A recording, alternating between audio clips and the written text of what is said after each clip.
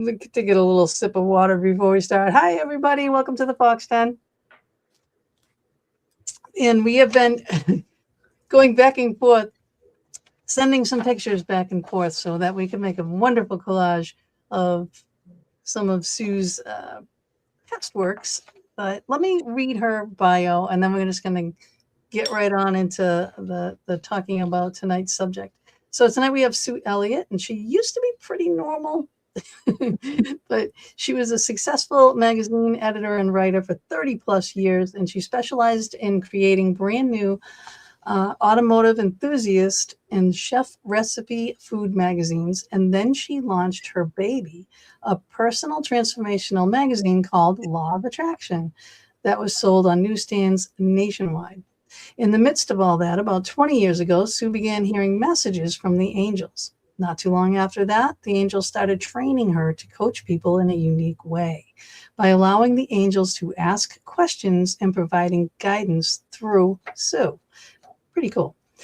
For the last 2 decades, Sue served as a successful and beloved angel coach, but recently the angels guided her to stop doing private coaching. Instead, they told her to make their most potent messages accessible to far more people through a book called My Angel Coach, Receive Your Divine Guidance and Feel the Angel's Love, which contains 63 messages to support and uplift people. Each chapter starts with a colorful angel attunement that effortlessly dissolves subconscious programming, limiting beliefs, and other gunk for you. Sue is here today with wisdom from My Angel Coach to help you open up your intuition, learn how to ask the angels for help, awaken the truth of your own power, and move from resistance, worry, and anxiety to more calm, clarity, and flourishing. And that's an awful lot, and that is wonderful, and I thank you very much. And welcome to the Fox Den. Thank you. It's a joy to be here. Yeah. So you have done seriously a lot of things. And then somewhere I read that you were a Valley girl. Yes, totally. Did you totally talk like that? Like totally Valley girl? Yes, I can, although we didn't talk like that where I lived. But yeah, I'm from that valley at that era.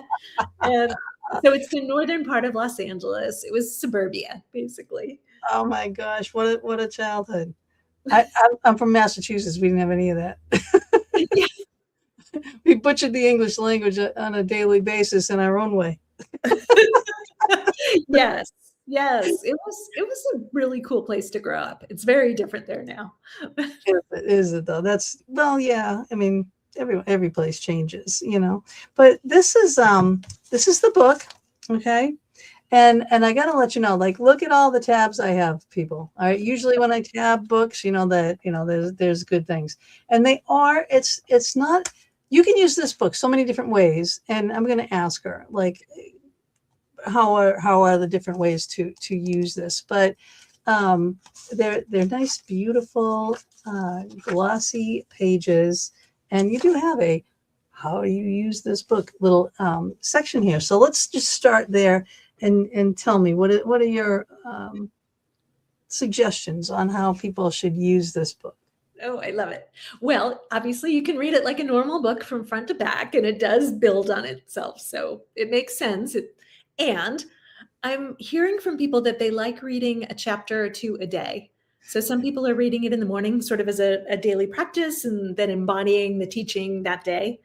Other people like to read it at night as a way to sort of soothe themselves and feel more restful and ready for sleep. Yeah. And then some people are using it kind of as a divination tool. So they ask a question, or they just say, angels, what would you like me to know today? And then let the book open to a random page. Random, right? Right. Yeah, like anything's random. Yeah. You'll get your answer from the angels. Or if you have the digital version, sometimes people hear a number, and so they'll go to that page, or they may feel guided to go to that chapter. Right. I mean, because, I do oracle cards and things like that. So I know nothing is random. But I would imagine this is a friend of yours, Adrienne Elizabeth says, hi, Sue. I didn't see anything on the YouTube live. I hope that you can see it now, like on, I don't know which channel you're watching. You're on Facebook. It is on my Fox Den with Gina B and Mama D page, and it should be live now, or on Mama D's channel. Jolie, Mama D's schedule has changed for work, so she has not been able to be here with us, but she should be coming back hopefully when she gets more set there where she can ask for a night off. But right now it's too soon. So she says it's on now. Perfect. Great. Thank you very much. Because that's the one I want you to share. If anyone is going to share any of these shows that I do, please always share the YouTube link, because Facebook now deletes shows after a certain amount of time. So yeah, we want to do that. Now, okay, so in this lengthy bio, too, that I was reading, in these magazines that you worked, and now I'm going to show the picture of this is what we were doing beforehand. So she was sending me some pictures of some of the magazine covers that she does. And there's the law of attraction, because I had pulled together some things, and apparently someone else had taken over that name after she stopped doing it. So I had it wrong. So we were fixing this. And but look at how beautiful they are. They're so well done.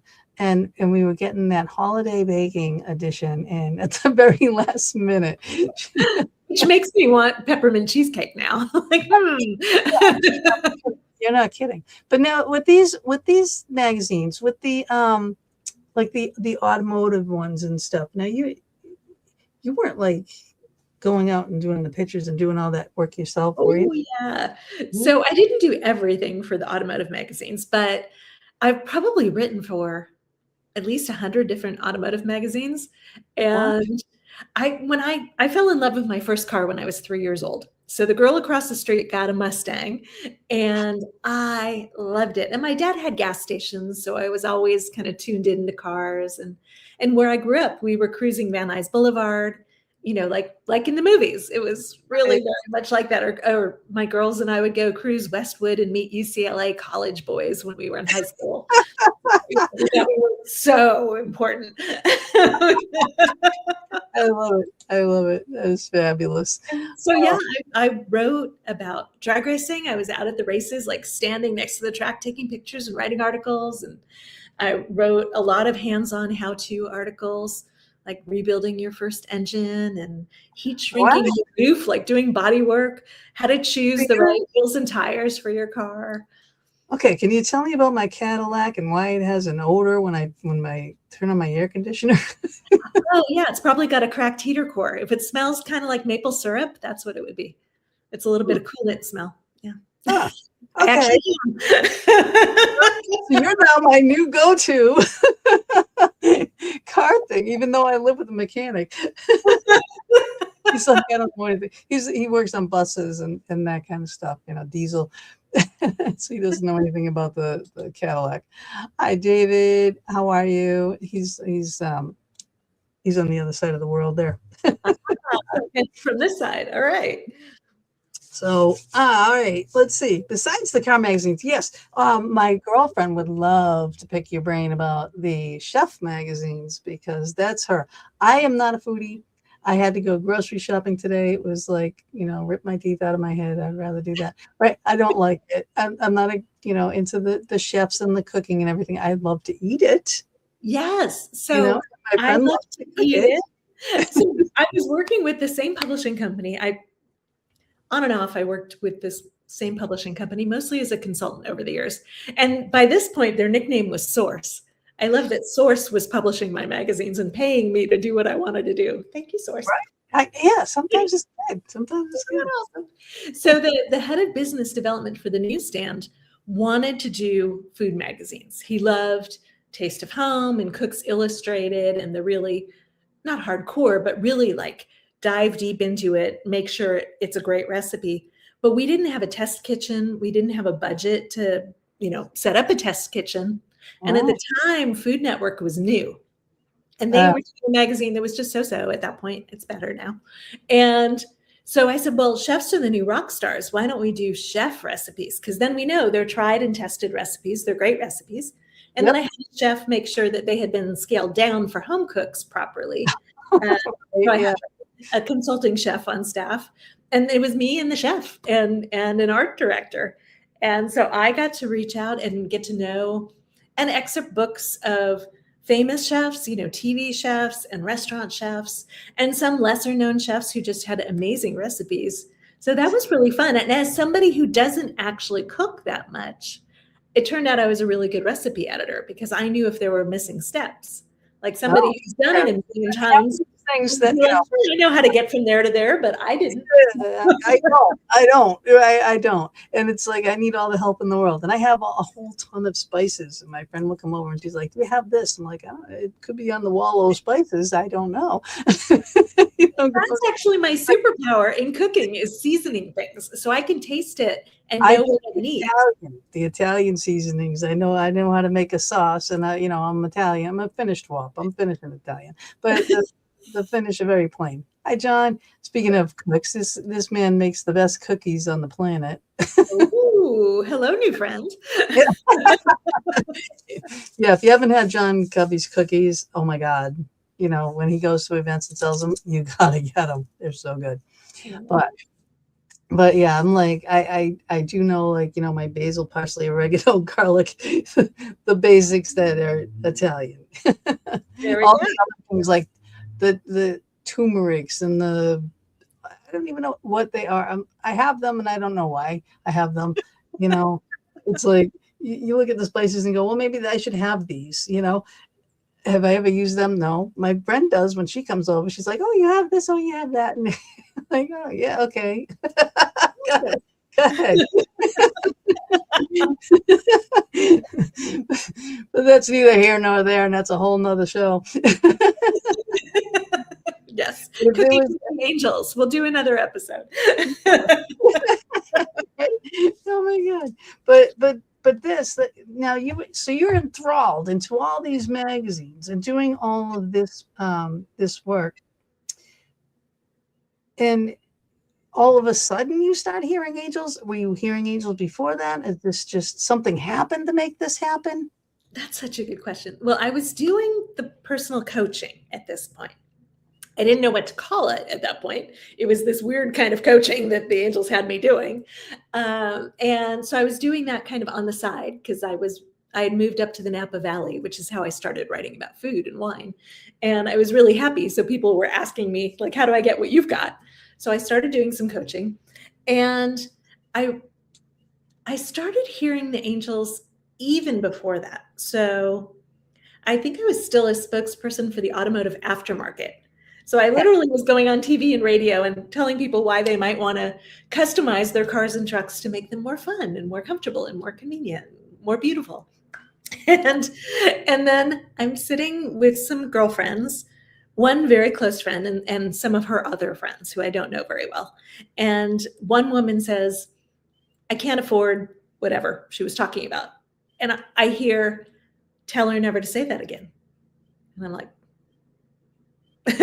what? I don't know this woman. Why would I say that? And I just kept hearing it over and over. I couldn't listen to the rest of the conversation. Finally, I grabbed this woman's hands and I said, please don't ever say I can't afford that again. And she looked at me like I was crazy, and I felt like I was crazy. And it got slightly less unnerving after that. Right. Yeah, it was very loving. It was very gentle and nurturing, but also very insistent that I deliver the message. Yeah, right. But they take over your whole mind. Yeah. I mean, like I do paranormal work, and then the spirit comes in the room, and they really want attention. And if they really get close to me, it's like deafening to me. The sound of my ears. It's like, okay, back up. It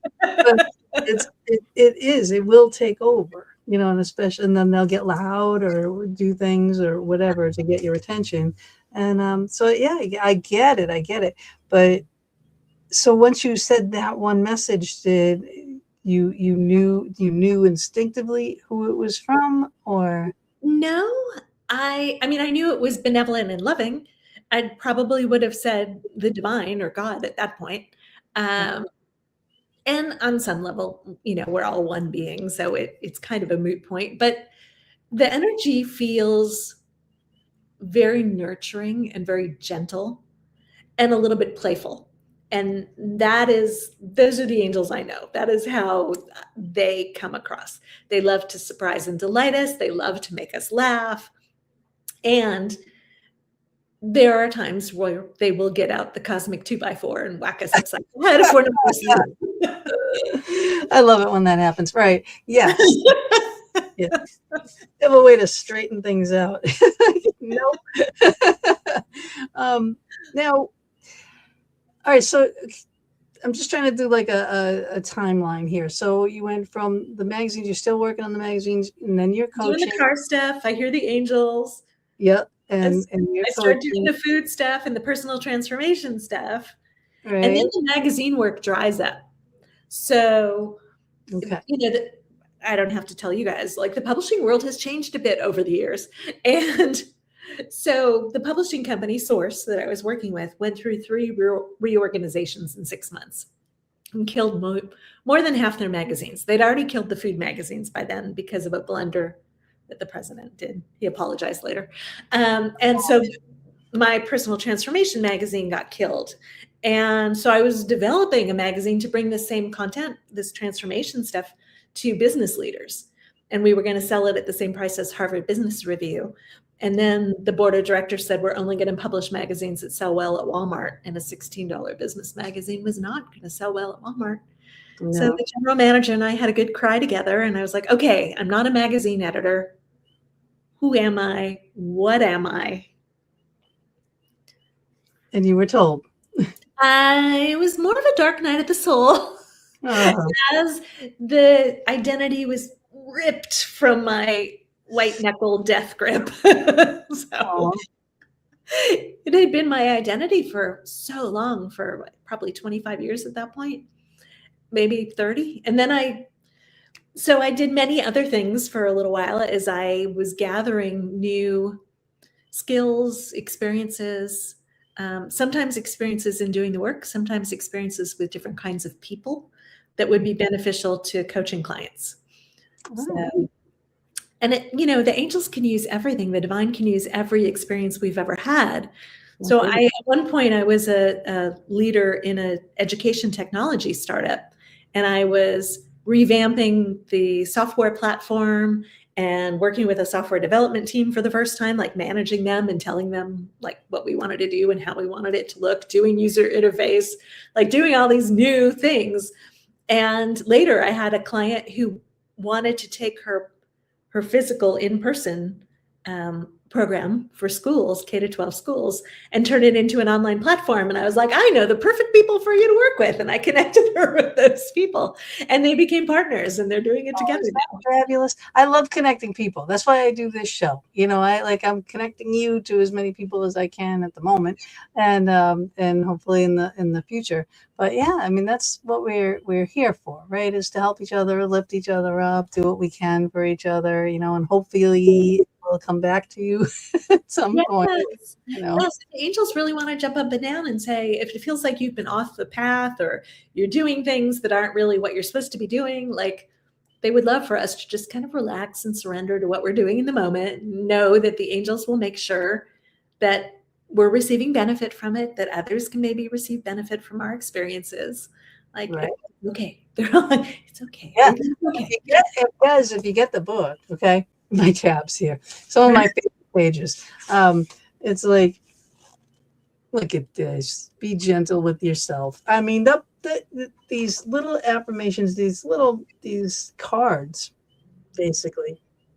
It's like having an oracle deck from the angels without angel pictures, And my favorite right here. Look at this. Unconditional love. Those babies. Oh my God, I love those babies. But what it says, if you read these, it can mean one thing today and another tomorrow. Yes. So that's why it's a good thing. Like she said, if you just wanted, I did it before because my Penhurst Paracon event is right around the corner, and I've been going nuts. And I opened it up, and I think it was the woulda, shoulda, coulda, and I opened it up too, and I was like, perfect. Perfect. And honestly, if you guys want to know, you got to get that book. And I would just highly recommend it anyway, because like I said, you can read it front to back, and then do that. Do a couple pages every morning. Have it next to your bedstand. Open it up in the morning. What do I need to know for today? Open it up to a page, and you'll be amazed how things will evolve into what it is that you just read. Because I do that with oracle cards sometimes, and I will be just like floored, because the exact thing will happen in that day at some point, so it does work. How it works, I don't know. Is it my place to question? No, I just accept it. So my knowing of that is that the angels are the ones who orchestrate all of that, right? They orchestrate divine perfect timing. They Yep. make sure that we see that billboard or hear that person in line behind us that's delivering our guidance. They're Right. always putting us in the right place at the right time. It's perfect. It's perfect. Let's see. Okay. Yeah, there was something on here that I wanted to ask you. I have like this list of questions.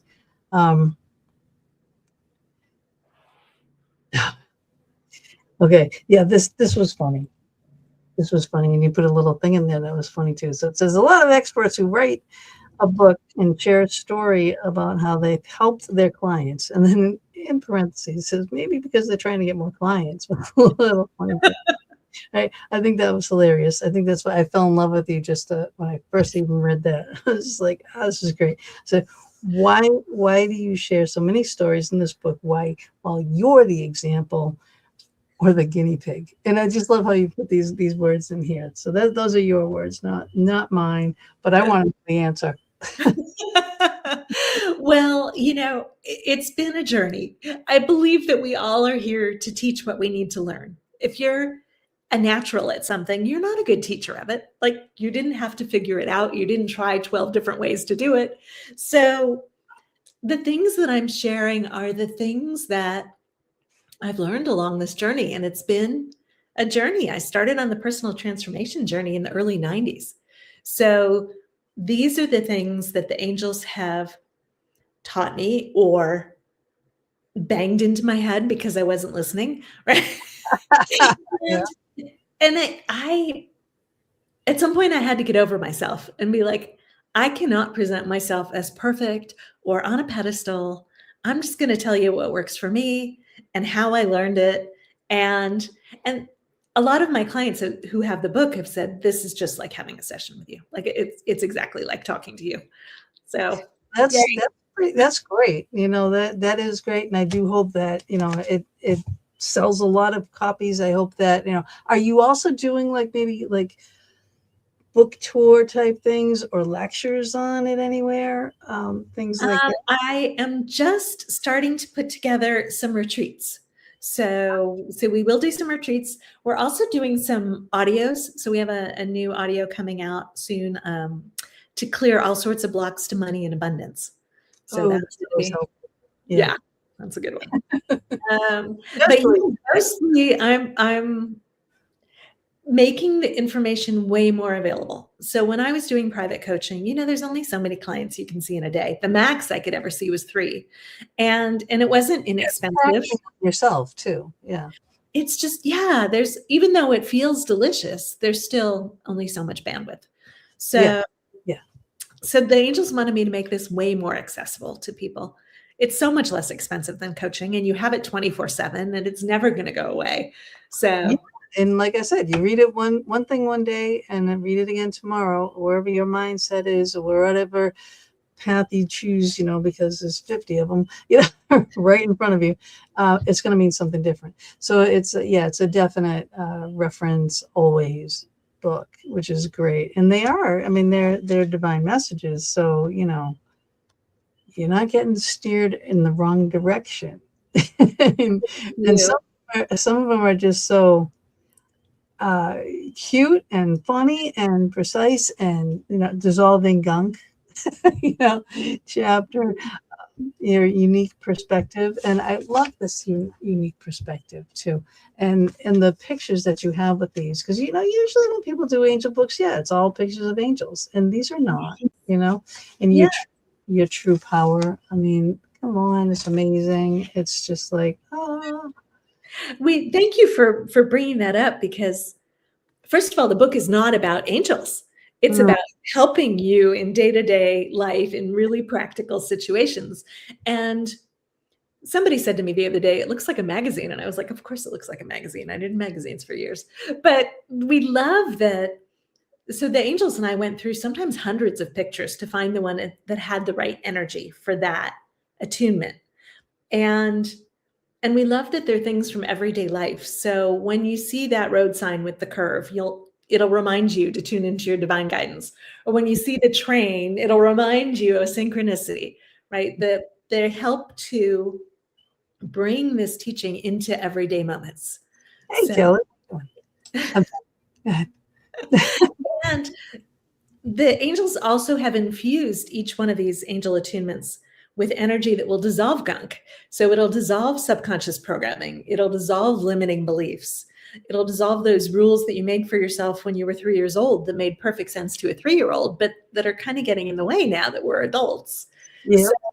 So unlike most of the self-help books out there, the angels actually do a lot of the work for you through the book. Which is cool. Yeah. And it's definitely different. And yeah, you can definitely tell that it's from a person that did magazines, just the way that it is set up. And I do a lot of, ads, so I get it, so I do it like that as well, but I just love it. And I love I love the nice feel of the pages too, the nice glossy book, But at first it was kind of tough. They were all sticking together like Oh no, staticky, you know what I mean? So I had to get the static out, and I'm going, I wonder if there's a reason to have the static, you know what I mean? Like as I'm doing it, I'm going page by page, and I had to keep on, to get that's very interesting. I haven't heard that before. the Your book had lots of energy, huh? It really did. So I'm just like, wow, this is really cool. I love my books. I do. I mean, look at me. I read a book a week at least, and then I get very, what's the word I'm looking for? Happy when I find something that actually works, that is doable, readable, not too complicated for people. I mean, they could just pick it up, use this book, and it's going to be a lifelong companion. Now, you mentioned again, so you said there were ways to play with the book, right? Because we can play.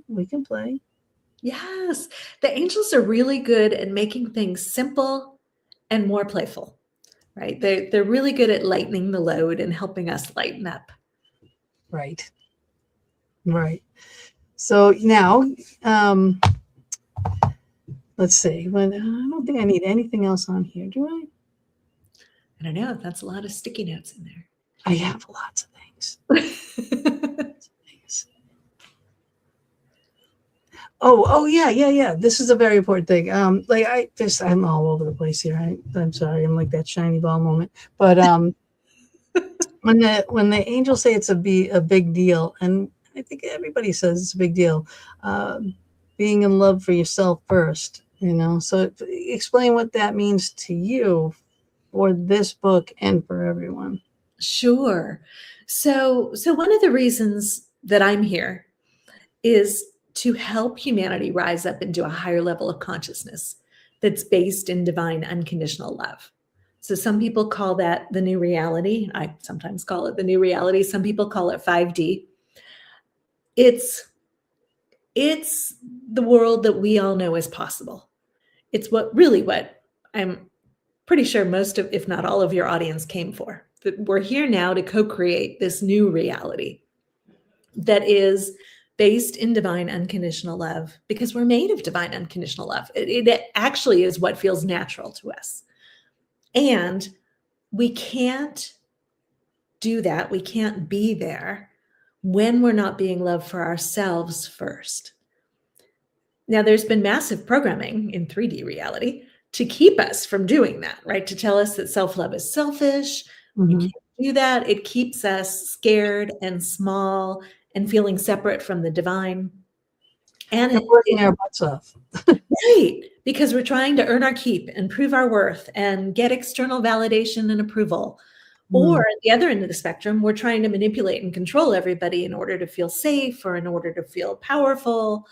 And all of those behaviors go away when we be love for ourselves first.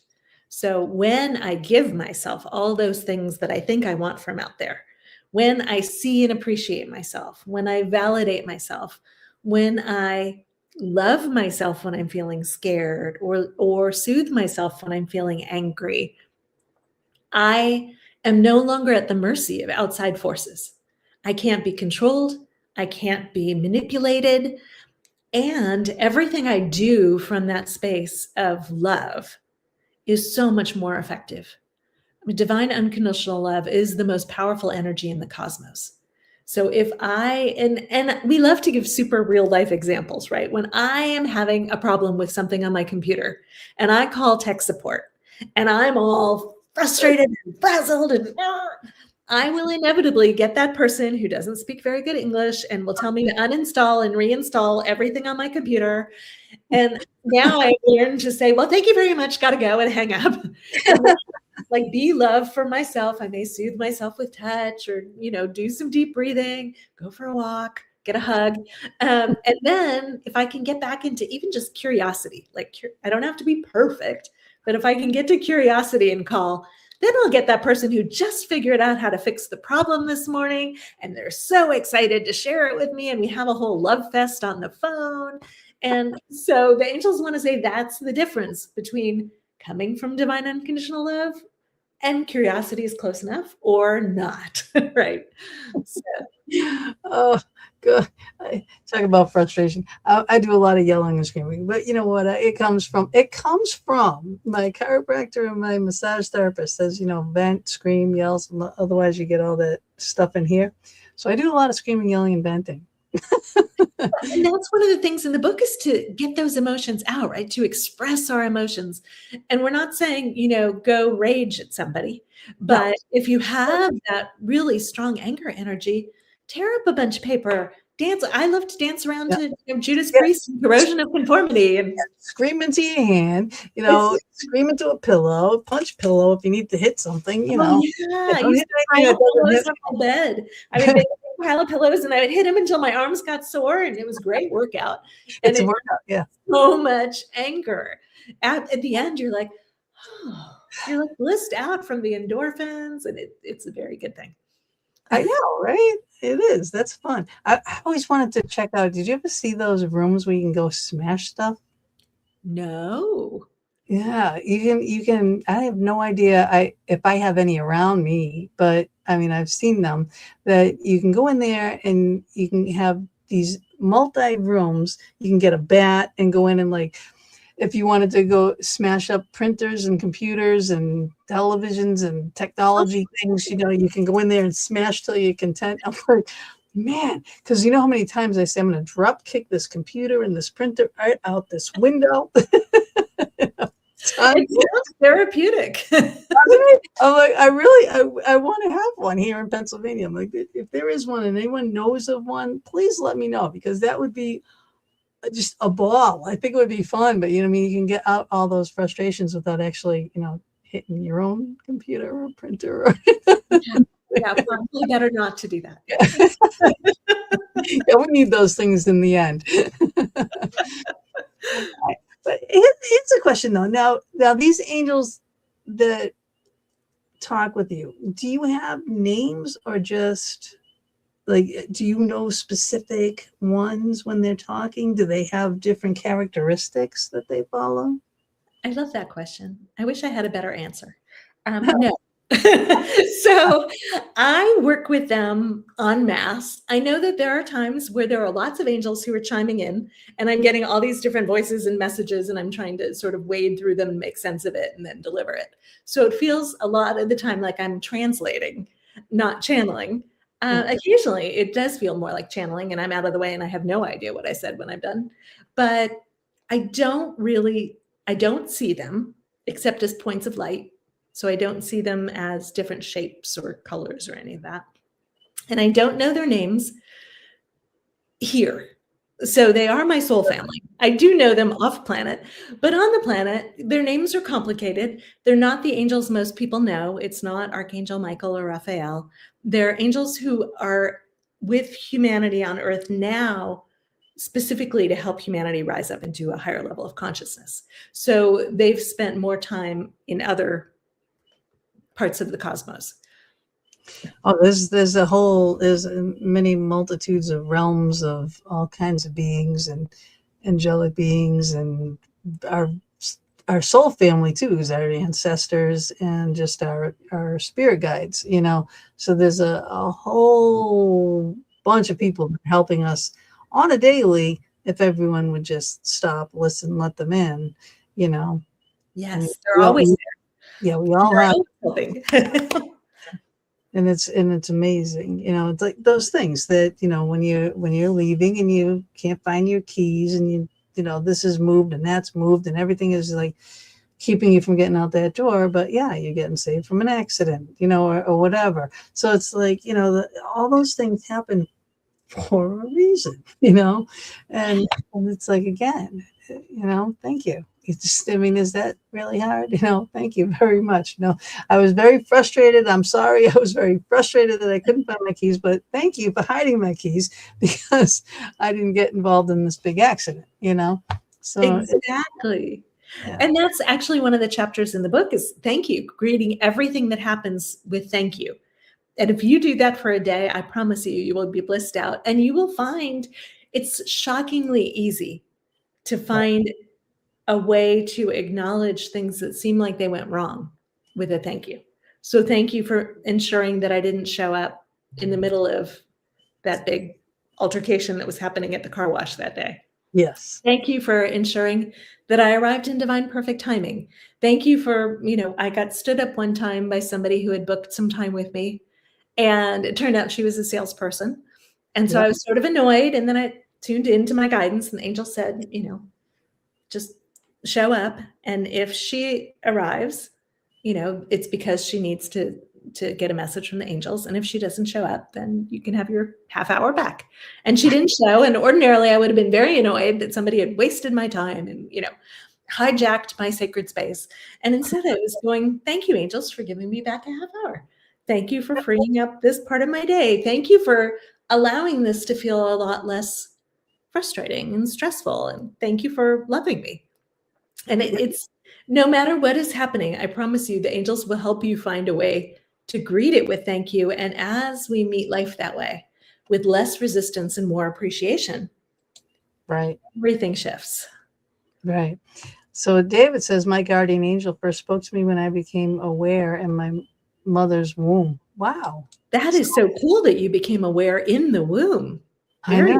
So how did you recollect this? How did this come that you know this? Or have you always known that? That's pretty interesting. I love this one here too, the surprise and delight me. Because that was one of the first ones too. Besides the woulda, shoulda, coulda one when I was like all frantic. I said, okay, well, you know, give me another. I was very frustrated with doing some stuff for my Paracon here, and I have been working really hard on getting these mini workshop things done. And I just got done. I have 8 people that we are featuring for these mini workshops, right? And I'm going, all right, I have all these papers that I have to laminate. And I've always laminated just with the sticky sheets and stuff. And I said, I can't do this. I'm going to make my life easier and I'm going to buy a laminating machine. Well, it came today and I did these things in like 5 minutes, all done, perfect. And I was like, wow, thank you for a laminating machine. Just like, this was insane. I couldn't believe how much stress was gone. Just the fact that I could get these things done. It was crazy. So here's his answer.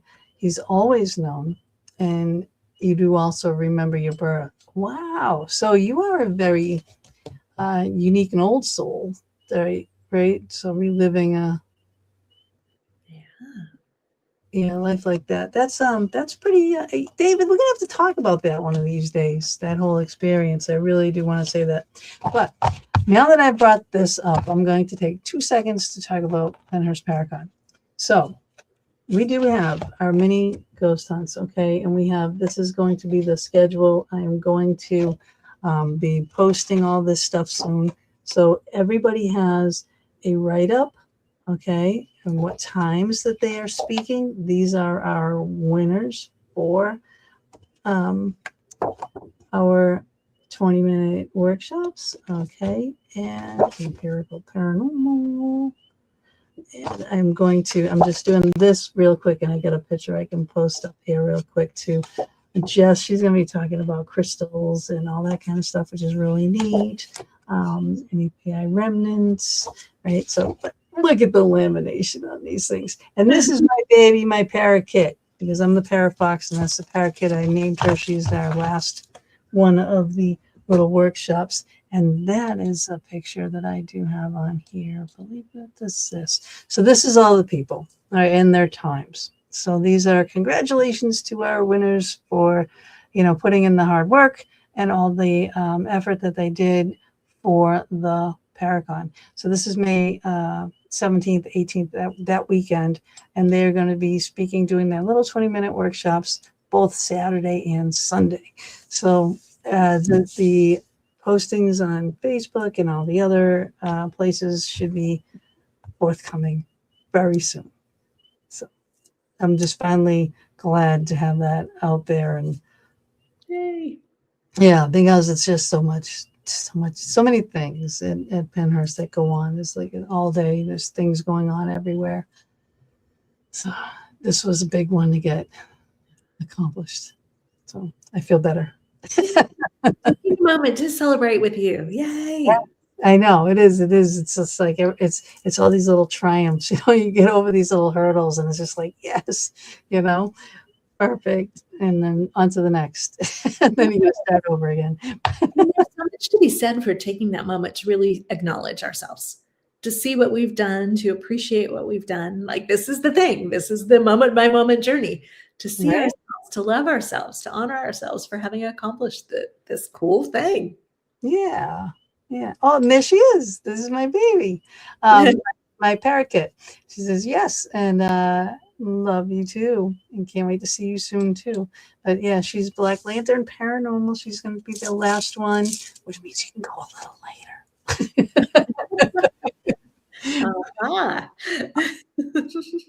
I'm not biased at all.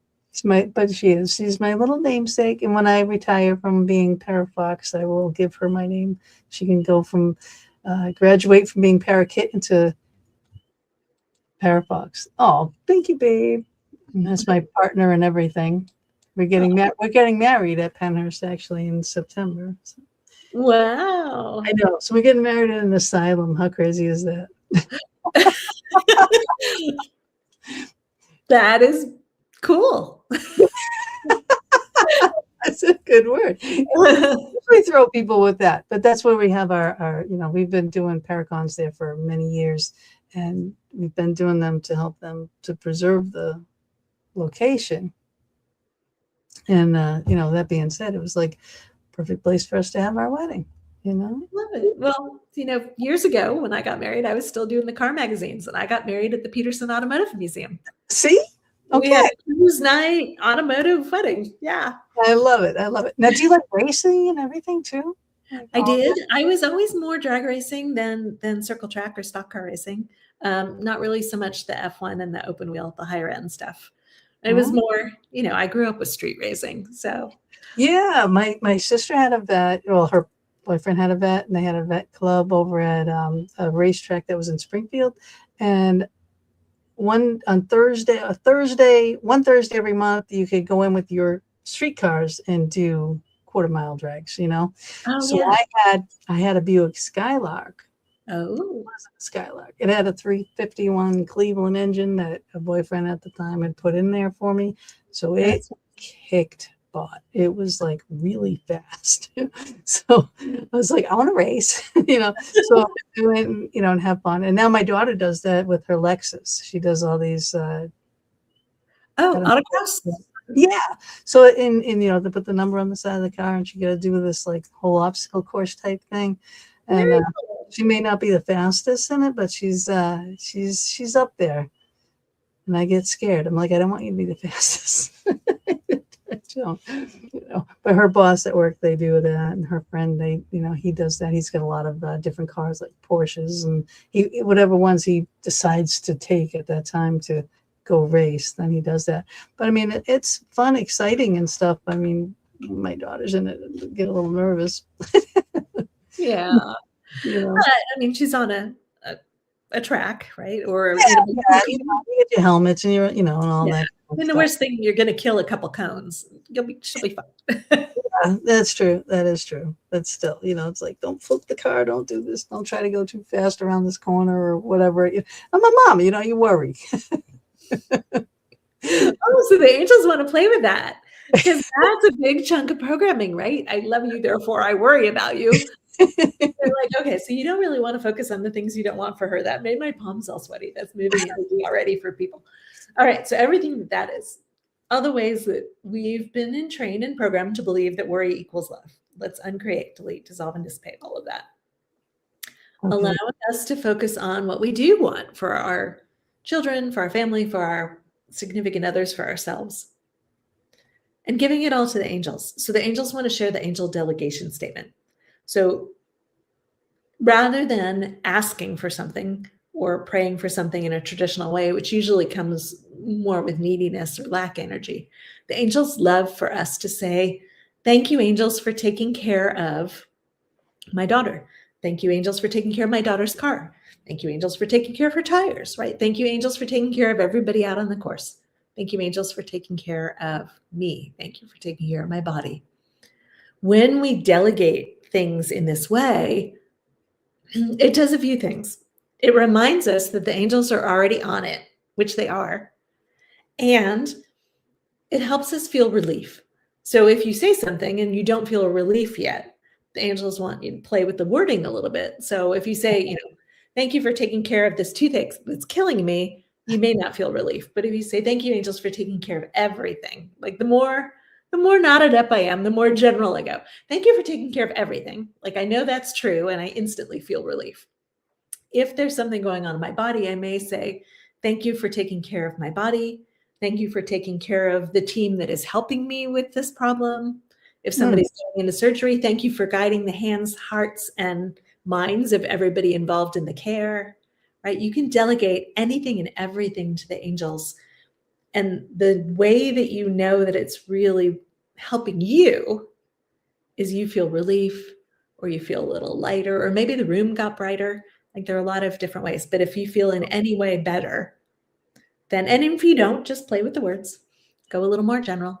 Yeah, that's brilliant. That is brilliant, because people that are suffering and always miserable or gloom and doom, they're not doing this. They're just not. And it's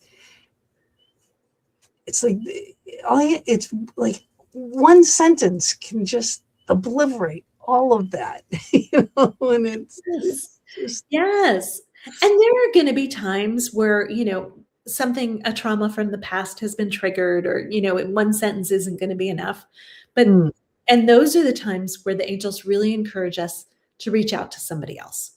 Like, this next leg of the journey, or this leg of the journey that we're on, is really not meant to be a solo adventure.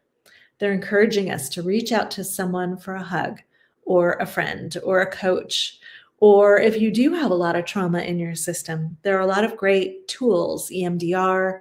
I like trauma releasing exercise. They're non-cognitive things that help us get rid of it without reacting. An example of that? So trauma releasing exercise is actually a series of exercises you do to bring muscles online, and then and you can find it on YouTube. You can find free videos to guide you through this. And then you lie down and your body will start to shake to release the stuck stuff in there. So sometimes it's just my legs that'll shake. Sometimes my whole body's moving around. So you probably want to do it on a padded yoga mat. So you're not hitting your head on the floor. Right. And you can go to practitioners who will guide you through this. And if you have had some severe trauma in your life, it probably is very wise to go to somebody who can be with you and support you through a process.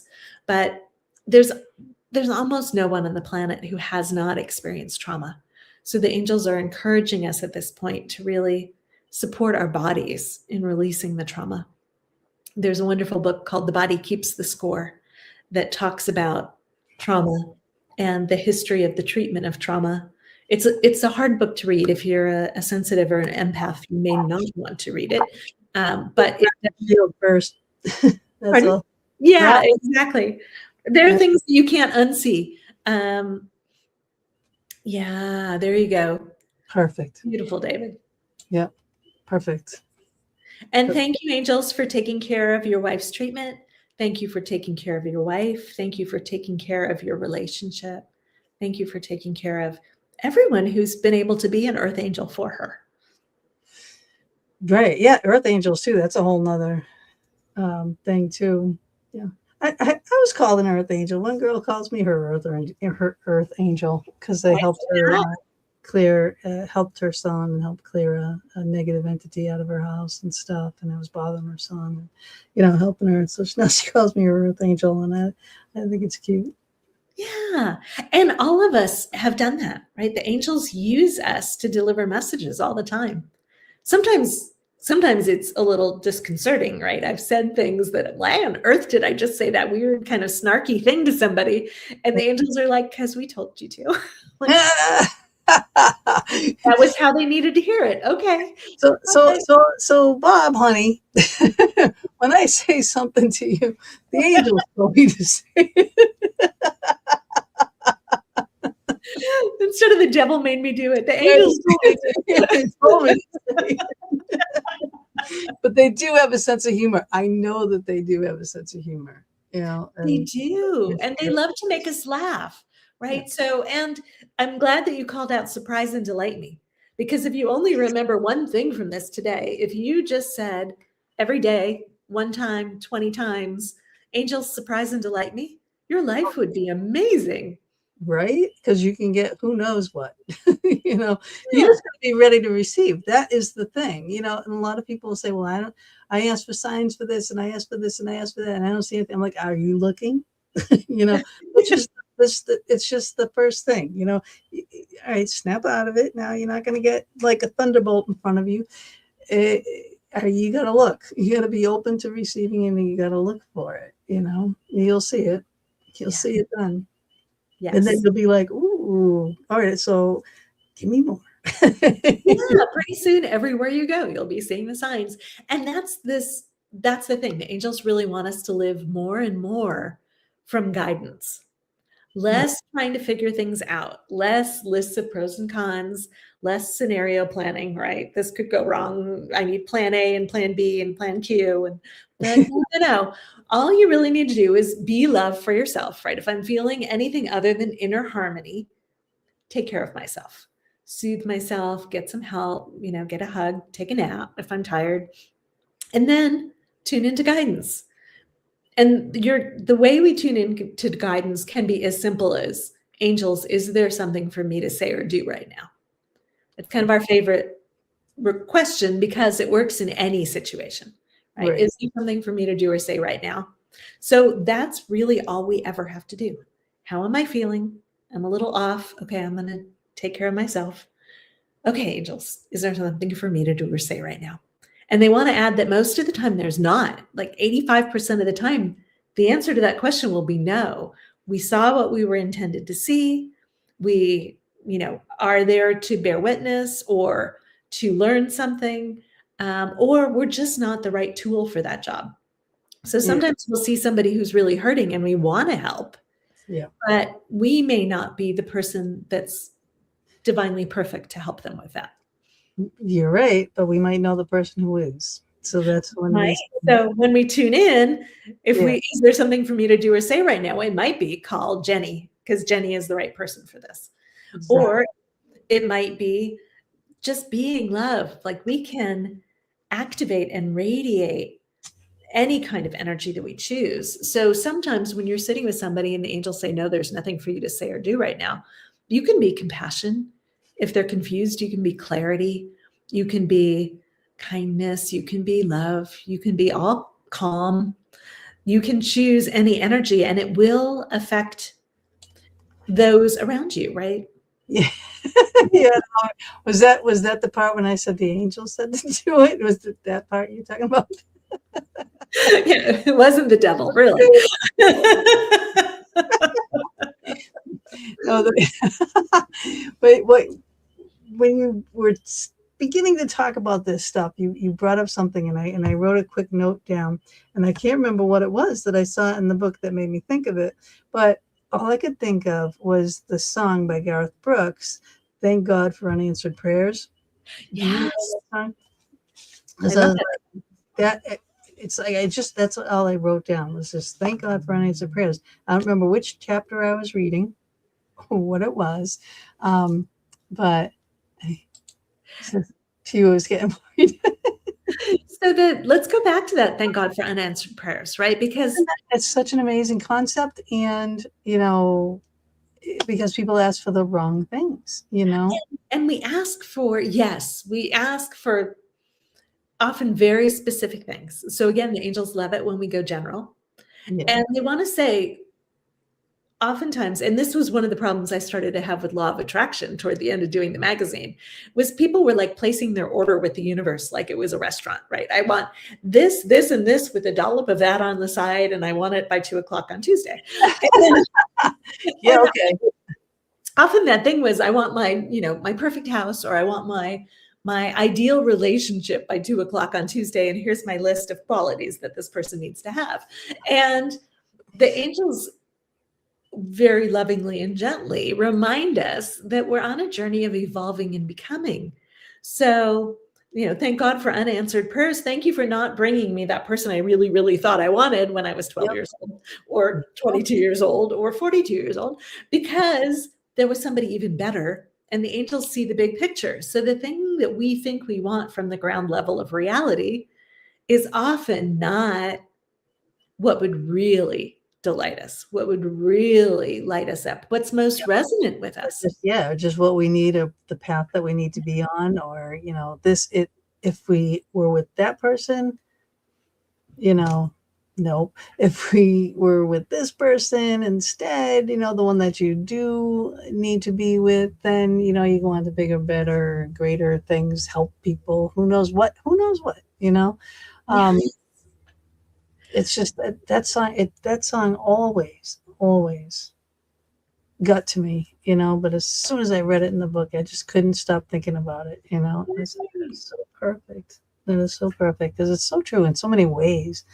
And like it just, this, to read the book straight through, like if you're empathic or very like in tune to things, it's going to send you a little bit on a little trip here. It might be better that if you're very sensitive to read a little bit at a time, digest, feel the energies and the emotions and the things, so that you can get that even line, that even keel, and to actually understand all these concepts and put them into the place where they need to be to help you, or for you to help someone else.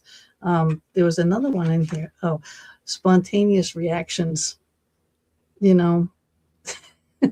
that's right opposite of your body's messages. And I'm just like, is it divine that those two are put next to each other? Because, some of these spontaneous reactions,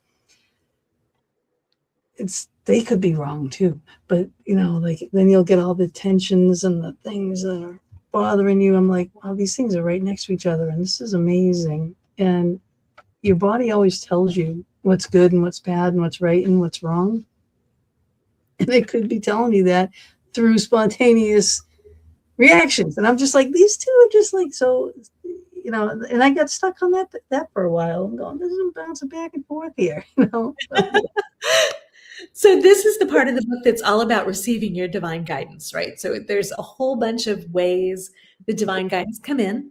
And the spontaneous reactions, the reason we love that so much is because we do a lot of things before our mind kicks in. So a lot of us override our guidance with second guessing or rational, logical thought. We talk ourselves out of it. But that ew that comes in before we have a moment to think about, or that yay that comes in before we have a moment to think about, like those are our guidance. That is our truth. And I'm glad that you mentioned the body, because we've been taught to figure everything out between our ears, right? We've been taught to make smart decisions. And we love your mind. We're not trying to kill off your mind. No. But your mind sees the world through filters, right? The filters of your belief systems, any subconscious programming you have, and almost everybody has at least some. Many people have massive amounts, limiting beliefs, right? Those rules you made for yourself as a kid, all that stuff creates filters. So if you believe it's a cold, cruel world, you can't see people doing kind things right in front of your eyes. But Right. your body doesn't have any of those filters. So your body will give you the unfiltered truth of the moment. So Yeah. if you're getting, for me, goosebumps is the angels going, yes, yay. Yep. Or if you suddenly get all choked up and you can't even speak around this person, like that's a clue. If you feel like somebody stabbed you in the back, we have all these sayings in our language to help us understand what the body is saying. Yeah. And our guidance comes in unique for each of us. So it will make sense to you, right? You don't have to buy any special books to decode what the body's messages are. Your body's speaking to you in a language that it knows you understand. It knows you. It loves you. It is you. Yeah. You're stuck with it forever. Well, for this lifetime. I know. Yeah, I should have think before I spoke on that one. But yeah. So because I know I'm an old soul. I mean, I think I've been here many times, and I'm at the point where I think I'm done with this world. You know what I mean? Like after this one, I think I'm done here. I'm ready to move on. I want to go somewhere else. I don't want to come back here. You know? Well, you may find once the new reality is underway, more pervasive, that you can't wait to come back here. Just a little forewarning. We shall see, because then again, every day is different, and how you feel today is not how you're going to feel tomorrow or 5 years from now or whatever. Views and attitudes change. So yeah, I will keep the open mind. But and what we think from off planet is so different from what we think once we're here. Like it seemed like a great idea before we get here. Sometimes, what was I thinking? Irrational. Thinking we know what's best. But we're gonna get what we're supposed to. So, you just gotta accept that, and acceptance is a huge thing for everything. I mean, it's like the cornerstone. Yes. And so much of the world meets everything with resistance. Right. And we're trained to do that from a very young age. Like, this is how things should be, and we need to make them be that way. Yeah. And that one. I know that's one of the hardest things to start unlearning. And the angels do want to add, because a lot of people resist surrender, thinking that the divine is going to bring you something you hate. And the angels really want to say they know you and they love you, and they're not going to bring you things that are opposite of what would surprise and delight you. Now, occasionally, they're going to bring you things that are going to bring more clarity, right? So on the journey to being in the relationship with your ideal partner, you may date some people who you're like, what was I thinking? But oftentimes, those people are showing you like, oh, those things I thought I wanted, number 2, 12, and 17 on my list are really what my mom wanted me to have. And I don't want those things at all. So we get all these experiences like a treasure hunt to see ourselves more clearly, to see the world more clearly. Yeah. I just had a thought. what David says is, I've known since my pre-birth, this is my last time here. What if it is his last time here because he knows about his birth? You know what I mean? Like all Yeah. these things, like, well, things that make me just like those two pages next to each other. My brain goes into these Yeah. great places. Well, Okay. David, you clearly chose a very different experience in this lifetime. Like you were the first person I've ever encountered who remembers your birth, remembers being in the womb. That's pretty amazing.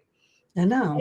And so the angels do want to say first that many of us have multiple life threads going at the same time. So, we may have more than one life going on Earth and other lives in other parts of the cosmos right now. And there's only now. So, on some level, there is no such thing as past lives. They're all happening right this second. But it's a little hard to wrap your head around. But it is easier to think like, oh, like I recently learned that my soul is also in a 5-year-old in Italy. I'm probably never going to meet her. But it's kind of cool. It's like, oh yeah. The minute I heard that, and I started hearing inklings of that, from other teachers a few years ago, the angels were like, oh yes, of course. So they wanted to put that in our awareness because somehow I find it very comforting. I know it sounds strange, but I find it very comforting to know that I'm experiencing all kinds of things right now, right? I could be here and I could be an Arcturian and I could be a Pleiadian and I could be on ships helping Earth from up there and I could be in this body down here because it's easier for people to hear me in a human body. And they're saying, yes, that's true. And so this planet is about, well, they don't want to give a timeline. I was going to say is about to go through a lot of changes. Of course, it's obviously going through a lot of changes. You don't have to look far to see that. And they want to add that all of us, so all of us in the light worker community, all of us who are here awakening, holding space, holding higher frequencies on the planet, we have the ability to live in the new reality now. And many of us are going back and forth. So for me, I know I am not meant to be there all the time. I'm meant to be more of a guide, helping other people find their way there. And they can't hear me when I'm in 5D, so I have to come back into 4D where those who've awakened are present. Right. And thank you for that. I'm sure, it's needed. It's needed. A lot of people are lost. A lot of people don't know that there is guidance, that there is something available to get the ball rolling. For lack of better words. Traditional therapy here in North Carolina. And she said she's seeing a lot of teens who are having spontaneous awakenings and they don't know what to do with it. So it's happening all over and people are confused. And many times they're in a family that doesn't talk about these things and doesn't want to hear about these things. So I think COVID, when it was COVID time, I think a lot of spirituality opened up and there was a lot of connections going on around the world at that time. And, so at that point I was like, yeah, thank you for COVID, and now I think it feels like it's all getting all clouded and gunked up again. Right. So this chapter that you wrote on clearing this gunk, can you talk about that a little bit? Sure. So we define gunk as all the stuff that gets in the way of flourishing. So it could be subconscious programming. And let's talk about that for a minute, because we've said it a few times, but what the heck is it? Right? So Dr. Bruce Lipton likes to talk about how during the first 7 years of life, we're wide open. We have no filter. We take in everything as the rules to live by. So, and it starts in utero. It starts as we're acclimating to our family of origin, the country, maybe even the neighborhood, the culture we're being born into. And it continues as we start to go to school. Maybe if we're brought up in a religion, we're learning those things, whatever our peers are, telling us we should or shouldn't be. This is what you need to be cool or popular or not be a total dweeb or whatever, right? So we've got all this stuff. And much of it is contradictory and much of it is limiting. Very few people are born to ascended masters. So your parents had their own gunk. And they were trying to prepare you for the real world, which was whatever world they were experiencing. Yeah. Right. So almost every family of origin prevented you from having certain emotions, right? It may be that, big boys don't cry, or I'll give you something to cry about, right? Or not allowed to be angry, go to your room until you can, be respectful, be a nice girl. So we've got all this stuff. And at 7, we sort of homogenize all that, or internalize all of that. And it becomes the subconscious programming. So it becomes what's running in the background. But on top, and then things happen through life, right? We go through life and we meet people and we have experiences and we make some more programming for ourselves. And that's just the individual programming. But there's also this whole energy soup of collective programming that's been very purposefully installed in order to control and manipulate humanity by various entities for various reasons, right? Some people want to keep law and order. Some people want you to buy things that you don't really need, right? That we could come up with zillions of reasons why it's out there. But all of that gets in the way of us seeing and appreciating our unique, amazing selves. It gets in the way of manifesting a lot of times. So most of us have had the experience of manifesting some things with ease, and some things, no matter how hard we work and work and work on it, we still can't get there, right? So maybe relationships are easy for you, but money, that's a whole nother thing. So that's a really good sign that you have all kinds of subconscious programming in that space. Most of us were born into areas where, we were told money doesn't grow on trees, and maybe you were told money's the root of all evil, like all kinds of stuff. All those things, yep. Yeah. So, or the rich are filthy, right? Filthy rich. Like, oh, I don't want to be filthy. So the angels can clear all of this stuff. I love Bruce Lipton, and he says this stuff is running the show 95% of the time, and it's really hard to get rid of. Even if it's only running the show 50% of the time in 50% of the areas of your life, the good news is the angels are really good at clearing it effortlessly, gently.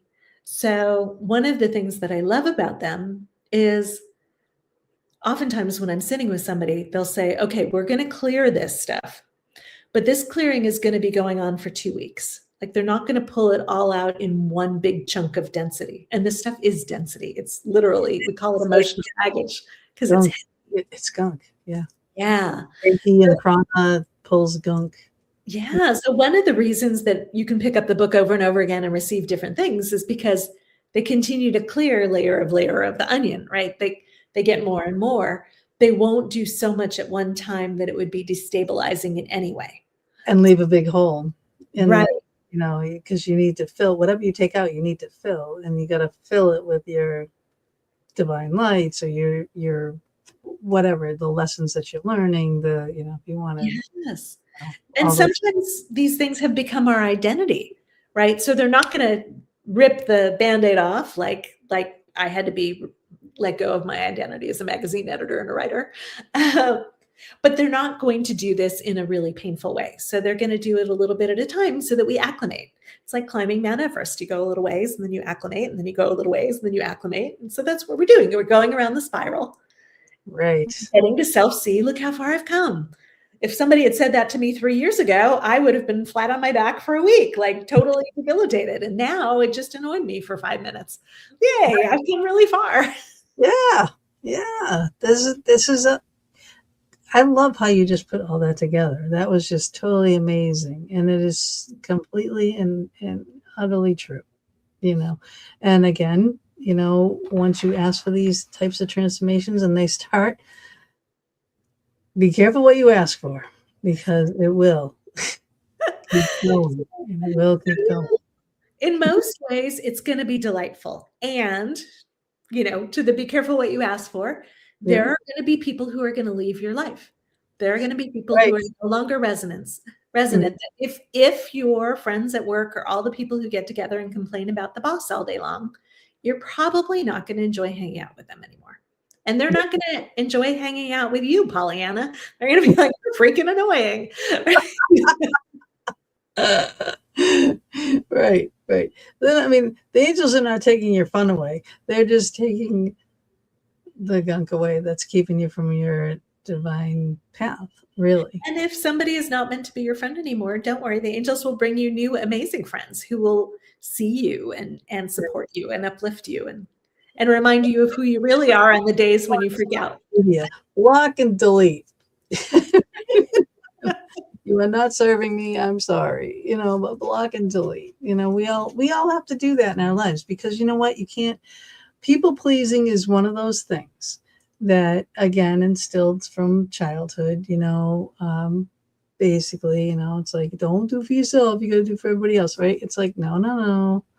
People pleasing will not get you anywhere, because you will just make yourself insane, because you will never please all of the people. And even the same people want different things at different moments, right? They're not consistent. Yeah, it's you'll make yourself crazy.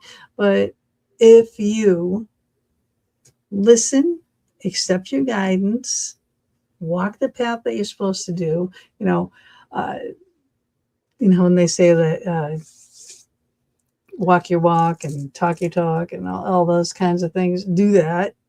Right? And good things will happen. There's no doubt about it. And when the bad things happen, always remember that song, Thank God for Unanswered Prayers. You get fired from that job, or you lose that relationship, or you go broke. You know what? There's a reason for all those things, whether it's a lesson or something so much better is going to happen. You didn't need that job. You didn't need that relationship, because, there's billions of people on the planet. Okay. There's billions of jobs. There's, work for yourself, all those things. But ultimately, yeah, you'll be saying, wow, thank you that I lost that job. Thank you that I lost that man. Thank you or that woman, or that whatever, you know what I mean? Whatever it is that you lost, and you will be saying thank you. We hear that all the time, right? Getting laid off from that job turned out to be the best thing that ever happened to me, or having that person leave me turned out to be the best thing that ever happened to me. So it creates space. Oh my God, no, my life is over. Oh, Even the not having money. So the angels wanted to share this specific example, because I have one beloved friend who doesn't have a lot of money right now. And it's because of the journey that this person's parents are on. Oh. And this person's parents are on a dementia journey. They have personality disorders. They would be glad to spend every penny that this person has. And so the angels said straight out, you don't have money right now, so that they can't get their hands on it. And so sometimes what seems like a really wrong, horrible thing is actually divinely perfect. It is. It's solving the problem. David says, manifesting. It's amazing for me how a 3-meter Makita straight edge tuned up my workplace when I needed, and someone's spare tire turned up when I needed a compressor at 60 PSI and a 2-way air hose. Okay. And things do show up in divine perfect timing, right? And sometimes, so the angels want to say this too. So this came through recently as new angel wisdom. And so we've been told that if, money comes in and then a bill shows up that's just that same amount of money, that it's a sign that we're living in lack consciousness. And they want to say it's the other way around. The angels knew that we were going to need that amount of money. So they brought the money in so that we would have it. So, right. Yeah. So don't spend it frivolously, Yeah, but if you've been beating yourself up because you keep thinking there must be a hole in my bucket, right? Every time I get money, it goes right back out again. They're like, no. We keep bringing you the money you need right before you need it, just in time. Right? It's okay. Everything's okay. So I'm gonna just share some of your websites here. So this is your web, and it is www.myangelcoach.com. To get this book, which you will absolutely adore, and you can thank me later or you can thank me now, I don't care, but you will thank me. And that is at www.myangelcoach.com/book. Okay, and there's a free gift at www.myangelcoach.com/soothing-energy. I'm saying that all out for our audio only venue. And on Facebook, it's www.facebook.com /myangelcoach. She's on Insta. So www.instagram.com /myangelcoachsue / Okay. And YouTube, she's got a wonderful YouTube channel. So www.youtube.com /@myangelcoach. Check her out on all of those venues there. So, but definitely get the book. Is the book on Amazon? It is on Amazon. Look at that. So the paperback is on Amazon and available from our publisher, Book Baby, and the ebook is everywhere. You can find ebooks. Yeah. And then if you go into like Barnes and Noble, and if they don't have it there, you say, hey, do you have this book? And then all you have to do is ask, or have someone else go in and ask too, and then they'll get the book. Yay. That would be wonderful. So, yeah. So that's the ebook is on barnesandnoble.com. So for Nook.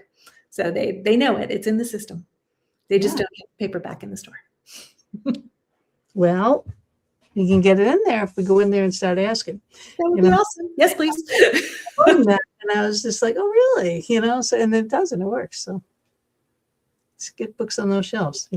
I do like, I don't like so much to have PDFs or ebooks and stuff. I like this. I need this. I like the smell of it. I like the feel of it. I take it with me, because I'm always on the go and doing something, or even here, I'm in a different area of my house. And, if I have a book on my computer, I have to sit here and I feel like I'm trapped reading, and I don't like that. So I have to have a book. It's like my freedom. Yeah. And I love to take a book to a restaurant and have lunch. And, the book is my friend. It's my companion. I know, right? It is, and it's a doctor's office. You're sitting there, you're in the waiting room for 45 minutes. You might as well read a book, right? Or this too, you can be, instead of watching the people or getting aggravated about your time, you can say, okay, what am I going to see? What am I going to, get out of this? And then be like, come back to now.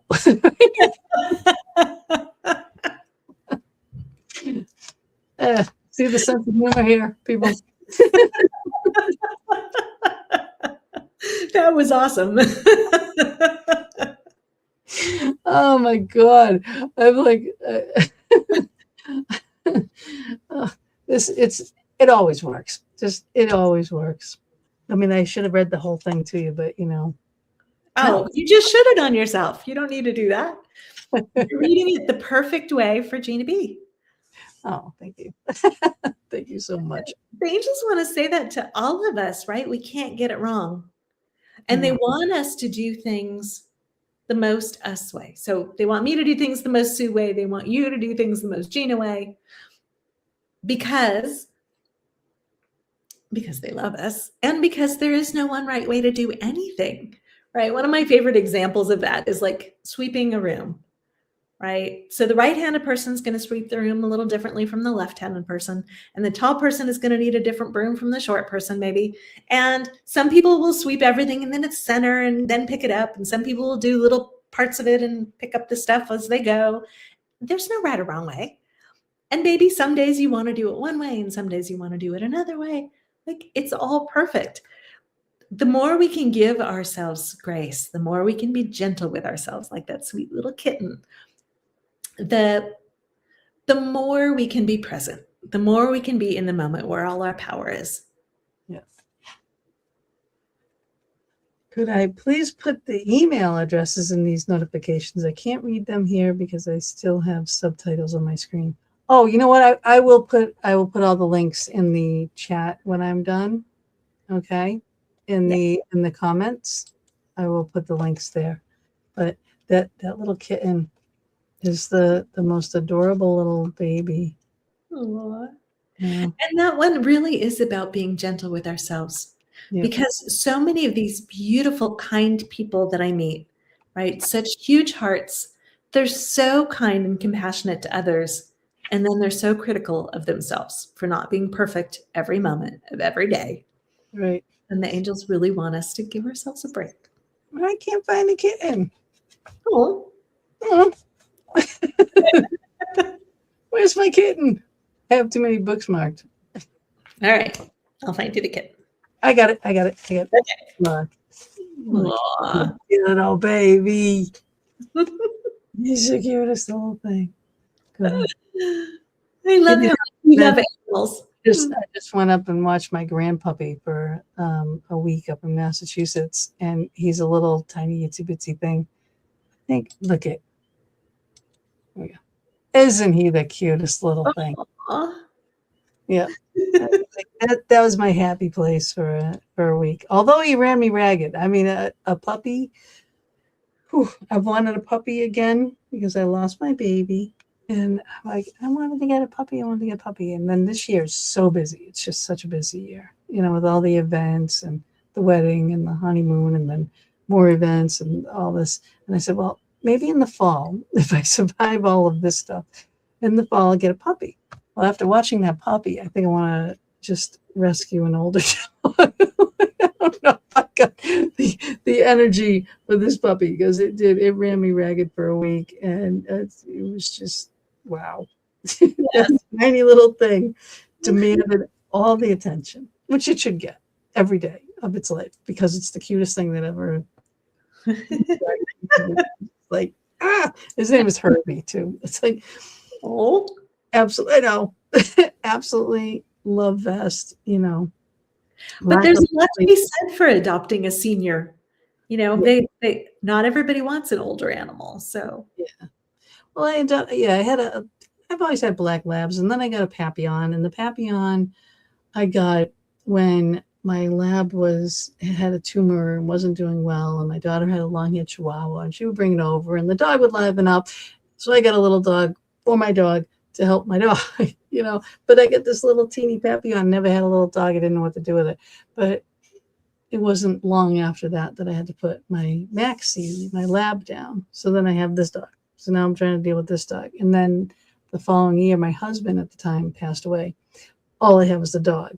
So when I moved here to Pennsylvania, Lacey finally, she passed away here. And I was so devastated. I said, I will never do this again. I can't do this. I can't deal with the heartbreak. But then my neighbor had this little dog, looked just like a little fox, and its name was Biscuit. And of course, I fell in love with Biscuit. And then I ended up rescuing Biscuit. And I could not have loved him anymore. What he brought into my life was fantastic. And he was an older dog, and we weren't even sure how old he was because they weren't sure how old he was, and it was like he was just so great. So these older dogs can bring so much love and meaning into your life. It's like, oof. Yes, I definitely don't know if I can do a puppy. yeah. Not at this age.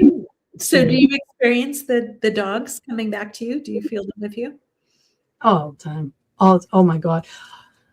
If I could tell you some stuff. I still have little bones and things because I had a cleaning company. I know how to clean. All right. I clean very well. And after my dog passed, I vacuumed everything. I got all the dog hair out of the house. I vacuumed everything. And I was always begging Lacey to give me sign that you're still here. I would all of a sudden feel the little imprint on the bed where she would lay. And I was actually filming it. I was talking to my friends.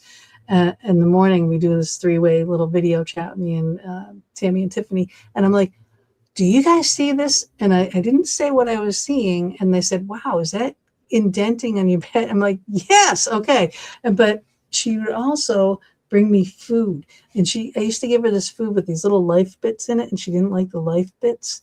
I would get up and I would step on these things and I'd be like, when you wake up and you're kind of not into it, and I'd step on it and go, oh God, Lacey. And I'm like, oh God, Lacey. I'm like, thank you. So I have a little tin that I have all these things. So she brought me life bits, and then she found food bits, and then she was bringing me these little teeny bones, that I would give her. And then I just found another one because I would give Biscuit a little bigger ones. and I found a bone from Biscuit downstairs because Biscuit didn't leave me as many signs as Lacey. But Biscuit also left his favorite toy under my chair, right? Under a big, heavy leather recliner chair that I have lifted up and have vacuumed under and put back down. And then all of a sudden his favorite toy is under there. You know, like, how did you get it under the chair? I don't even know. I'm not questioning. I'm just saying thank you. So yes, they are always with me. And I do actually have pictures of my babies up here too. Because I lost my parents and so that's Biscuit was my rescue. Lacey on the other side was my Papillon. And then my mom and dad I lost within 10 months of each other. Oh. So it's my little RIPs. Yeah. Yeah, that's a lot of loss. It was, yeah. Yeah. It really was, you know. So Well, I love that you're getting physical signs. Do you hear them too? oh my God. Yeah. I mean, I'm in the paranormal, so I understand, you know, to look for the signs, watch the signs. I do FLIR videos and things. And I even went, there was a friend of mine who lost her dog, said, I swear my dog is running around this table. I went over there with the FLIR and we were sitting there, we were just talking. And she says, I really think he's coming, you know. So I turned it on, and sure enough, you could see the little dog, because that's what the dog would do, go around and around and around the coffee table. And you could definitely see the little mass on the FLIR thermal camera, you know. So cool. Yeah. It's amazing, you know, the whole, all of it. So all the realms, all the things, I have absolute no doubt in my mind that all these realms and the spirits exist, you know, and they're here and they're present in this house. There's a lot of them. So yeah. Oh, really? Yeah. Ah, okay. Very old house. It's got there's 3 floors, you know, and it's a big house. And on the top floor, we have the man that used to live here, and that was his room. And apparently it was floor to ceiling books. And then when they had to sell the house, they had to get rid of his books. He was angry, and I'm getting all the sounds now. It's like he was angry about losing his books. And I said, okay, I'm going to try to find your books, you know, because I would do all these things too. I'd have my friends come over and we were doing sessions, and, you know, I have this on video and on audio and everything. And he gets upset and he's like, my books, you know, and he yells it. And I'm like, okay. And Dougie, my neighbor, was the one that was telling me, because he was the one helping clear out the house. And I said, well, what happened to the books? He said, well, a lot of them were dry rotted and they had to be thrown out. And the other ones were like donated that were good. So they go into good homes. So now what I got to do is I have to buy books for him, because they're not my books. I had one Western civilization book when I moved into this house. And downstairs, there's another library in the sunroom. Okay. And I would put the book on the shelf. And then I would go in to grab a box to unpack, and the book would be on the floor. And I'm like, Bob, why are you throwing my books on the floor? And he's like, I'm not throwing your books on the floor. And I would put it back on the shelf. And then sure enough, it would be on the floor again, you know? So then I'm like, and Doug was asking me then, he said, is there things going on there? And I said, well, yeah, there was this. And he said, wow. He goes, I think that was Stan Stosh. Okay. That was his favorite type of book and everything. And I know that was his room, because when I actually was looking at the house, I saw him up there, you know. And so I buy, you know, those types of books. I gave him that book. I'll go up, I'll change the pages for him. You know, there's a table, like he's got a suite up there, and it's, have at it, you know. That's so lovely. I love that you're taking care of your ghost. Yeah, well, yeah, you know, and then his wife, you know, lived on, and she passed. She's also here. The other spirits, I'll say, you know, like if I'm looking for them, I'll say, is Stanley here? And the other spirits, you hear them yelling for him, like, Stan, Stosh. And then you hear another woman saying, oh, they're at the bistro. And it's like, it's like there's a conversation that goes on. And as long as you have a conversation like this, they have a conversation back with you, you know? And it's just, it's crazy. But I mean, it's all on recorders, you know. I'll play them. You know, I mean, you can hear it, and it's just it baffles me and makes me happy, and you know that everyone here is content. You know, Yeah. that they You're can say, never alone. yeah. And then there's an occasional people that come in. I got up one morning. I came downstairs to get coffee, and I go through into my kitchen and I look into this like little nook that we eat in, right? And there's a gentleman standing there, and he's got khaki pants on, a white shirt on. He's got a nice haircut, and he's got a saucer and a cup of coffee. And I was just like, I looked and I said, "Yeah, not now." I just walked over to the coffee pot, poured my coffee, and he definitely made himself known. This man was Travis, and he was murdered. He was murdered by fire. He was in a throuple with two other men. Okay. And so he was very boisterous, telling me things I really didn't need to know, you know. But it was just crazy that, you know, he just came here, you know. So I was looking up and things in the area, you know, if there was any gentleman that, you know, died by fire. And then they said by propane. And I'm going, propane, you know. Did a propane tank explode? Was it a propane heated house? What I don't understand the propane part of it, but I was trying to look it up. I was trying to look up histories of a death by propane fire, you know. But then he left. I think he just wanted to tell his story, you know, because we got a big story from that man. And my friend Tammy was just like, wow, because we're trying to talk to Stan. No matter what floor we went on, this man was interrupting every time we would start talking. He was following us around because he had an audience. Trouble finding a new audience. Yes, had an audience, and he was just full advantage of taking it. It's like, you got it. Oh my god, I love it. Okay, so we got another thing from David. He said, I used to roll around with our dog Becky when I was a baby. I always had a dog. I know, I had a dog growing up all the time. And this is like the longest I've been without a dog since Biscuit. But yeah, busy times. Yes. The events and travel. You know, I didn't want to have a big dog because can't take them to the events. Little ones you can take, you know. First puppies. Okay. Yeah, little puppies, little babies. Yeah. I like the little babies, like little Herbie. I mean, he gained a little bit of weight since I left, and he's like almost 3 pounds now. Oh, 3 pounds, this little baby. Gotta love them. I gotta love them. But I think angels bring these pets to us. They really, really do. they do, and our pets will stay with us, right, and take care of us after they've made their transition, and certainly come back sometimes in a new form to be with us again. I remember years ago watching A Dog's Purpose. I never read the book, but the movie was beautiful. Oh, yeah. Reincarnation for dogs. Yep. Yeah. The same dog over and over and over and over and over and over. It was just like, yeah.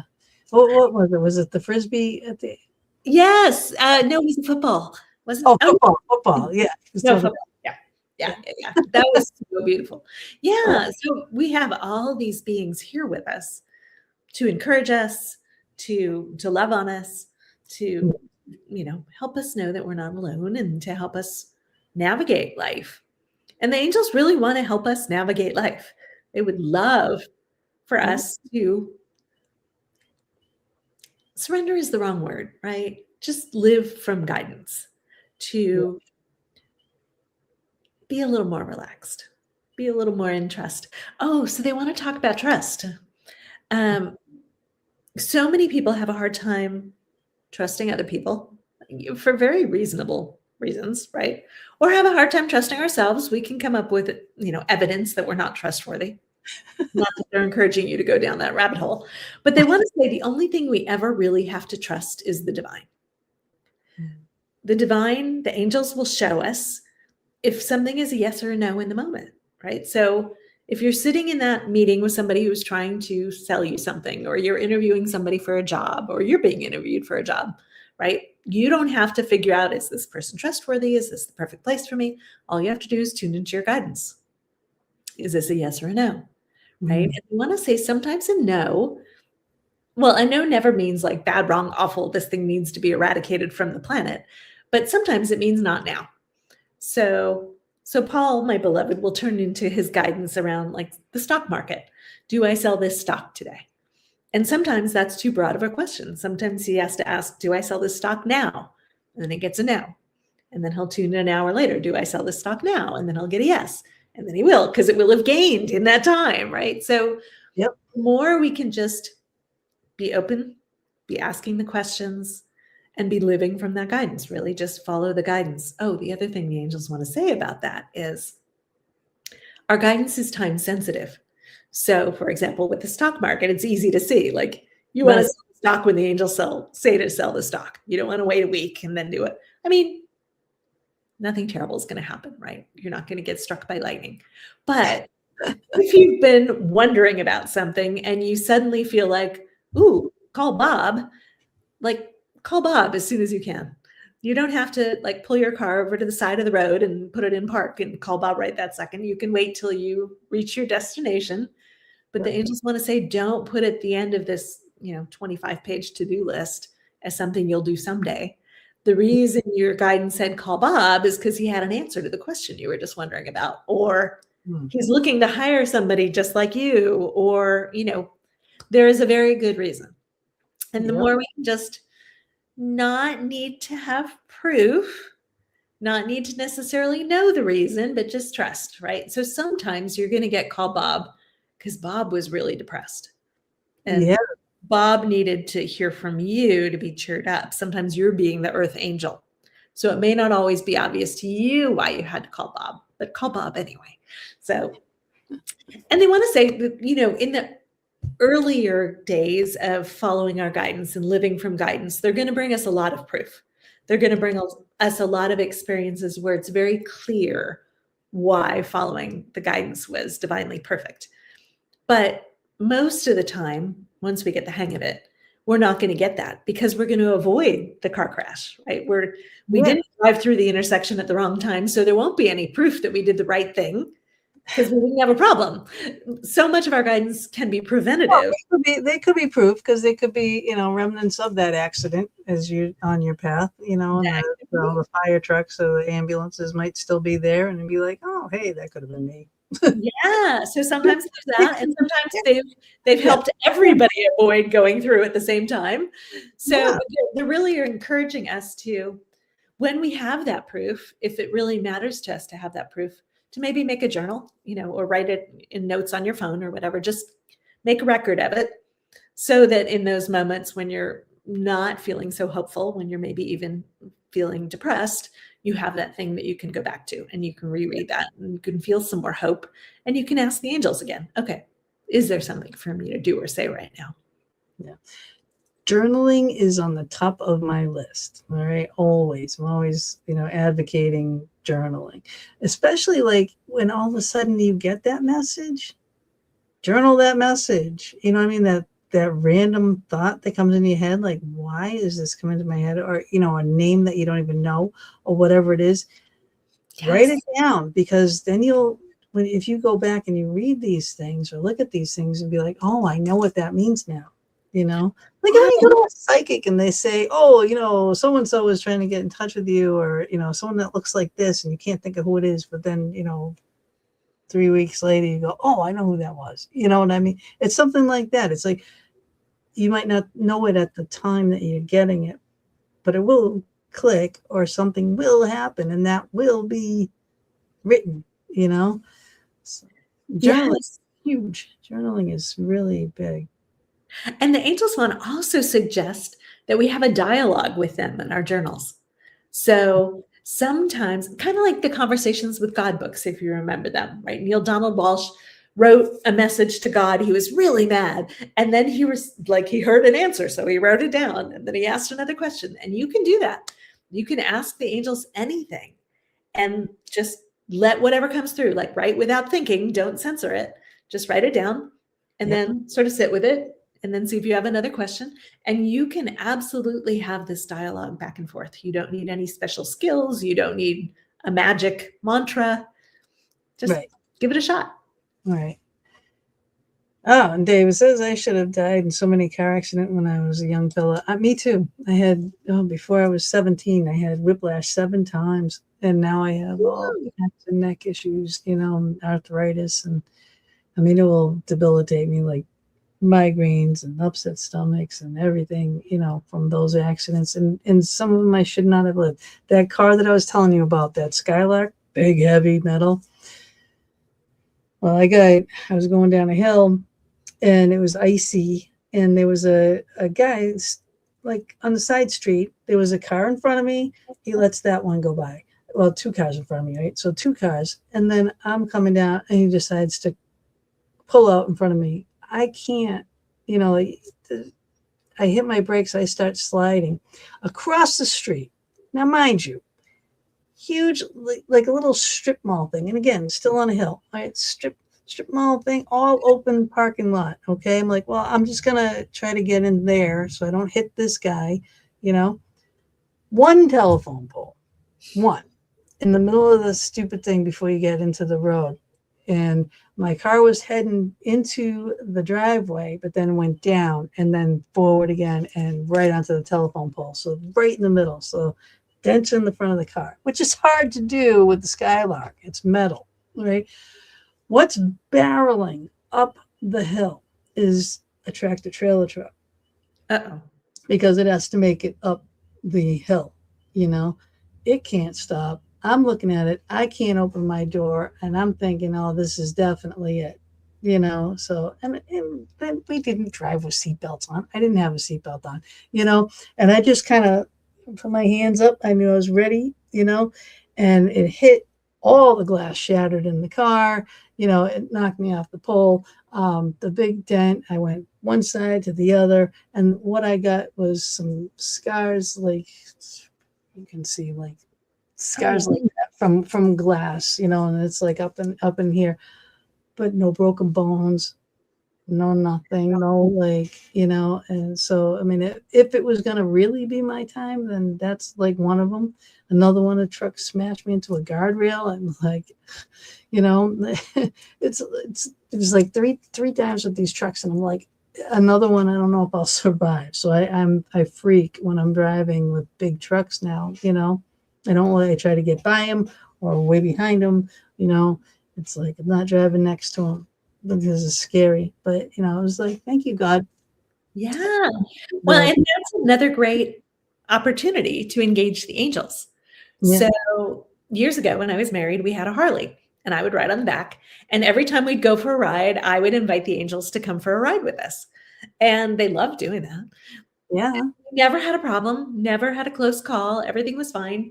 After we got unmarried, my ex kept the bike and he almost got hit 3 times. And so he sold the bike. But I asked him, like, did you invite the angels to ride with you? And he's like, oh, Yeah, right. Yeah. Well, you should have.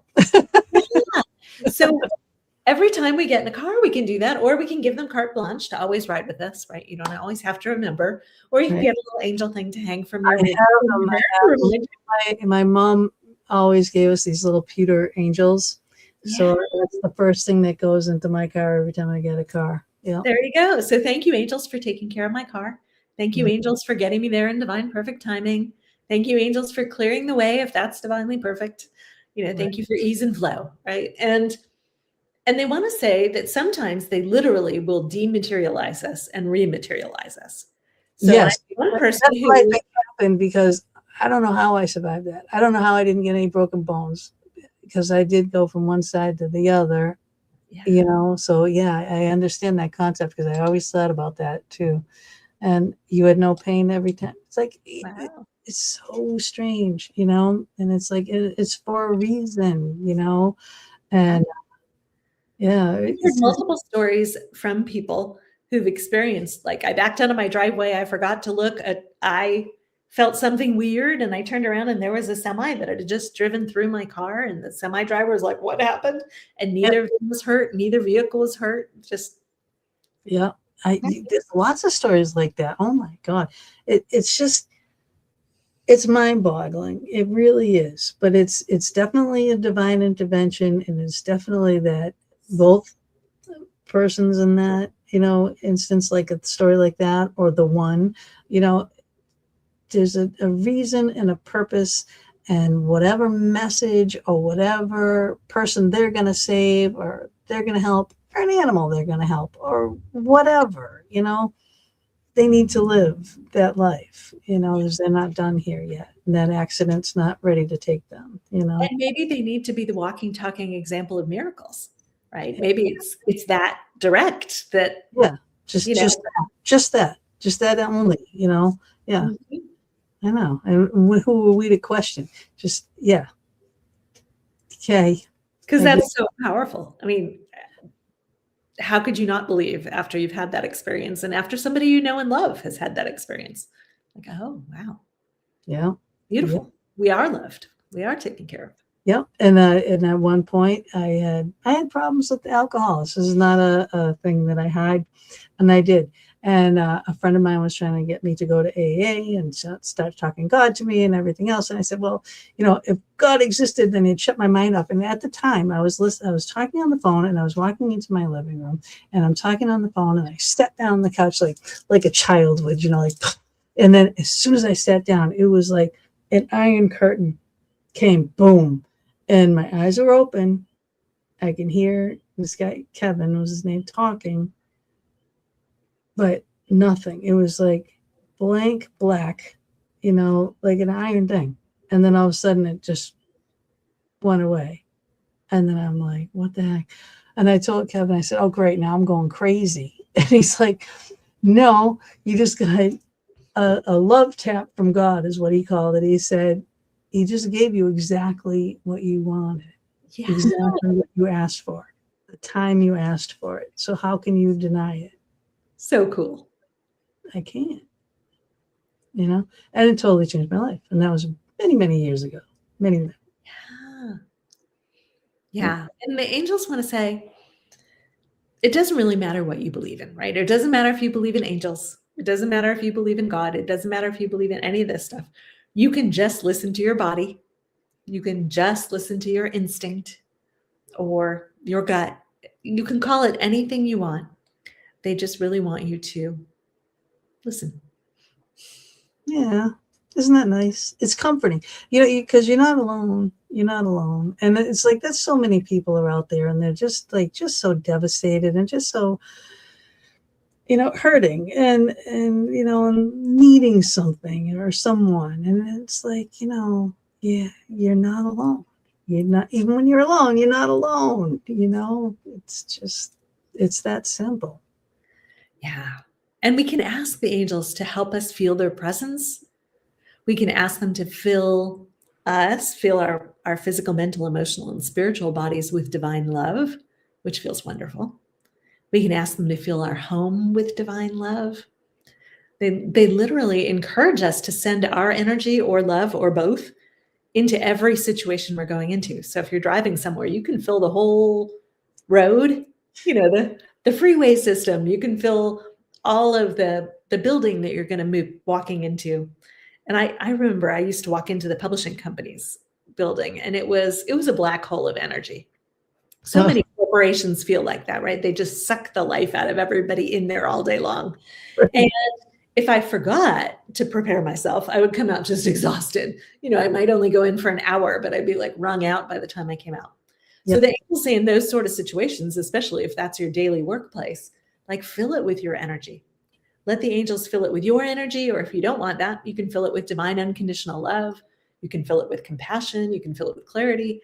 They can put you in a bubble if that would help you feel better. Like whatever you would like, they're happy to help with it. Yeah.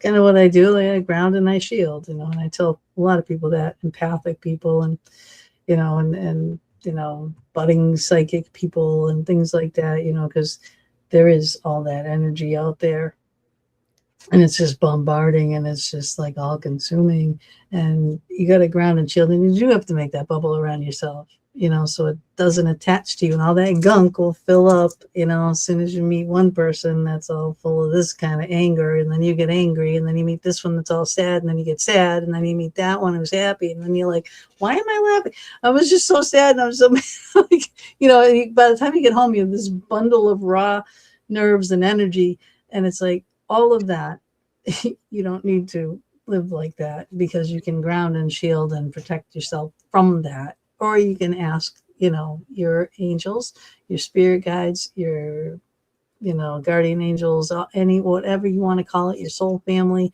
whatever you call it, you can ask them, help me to ground and shield, and yeah.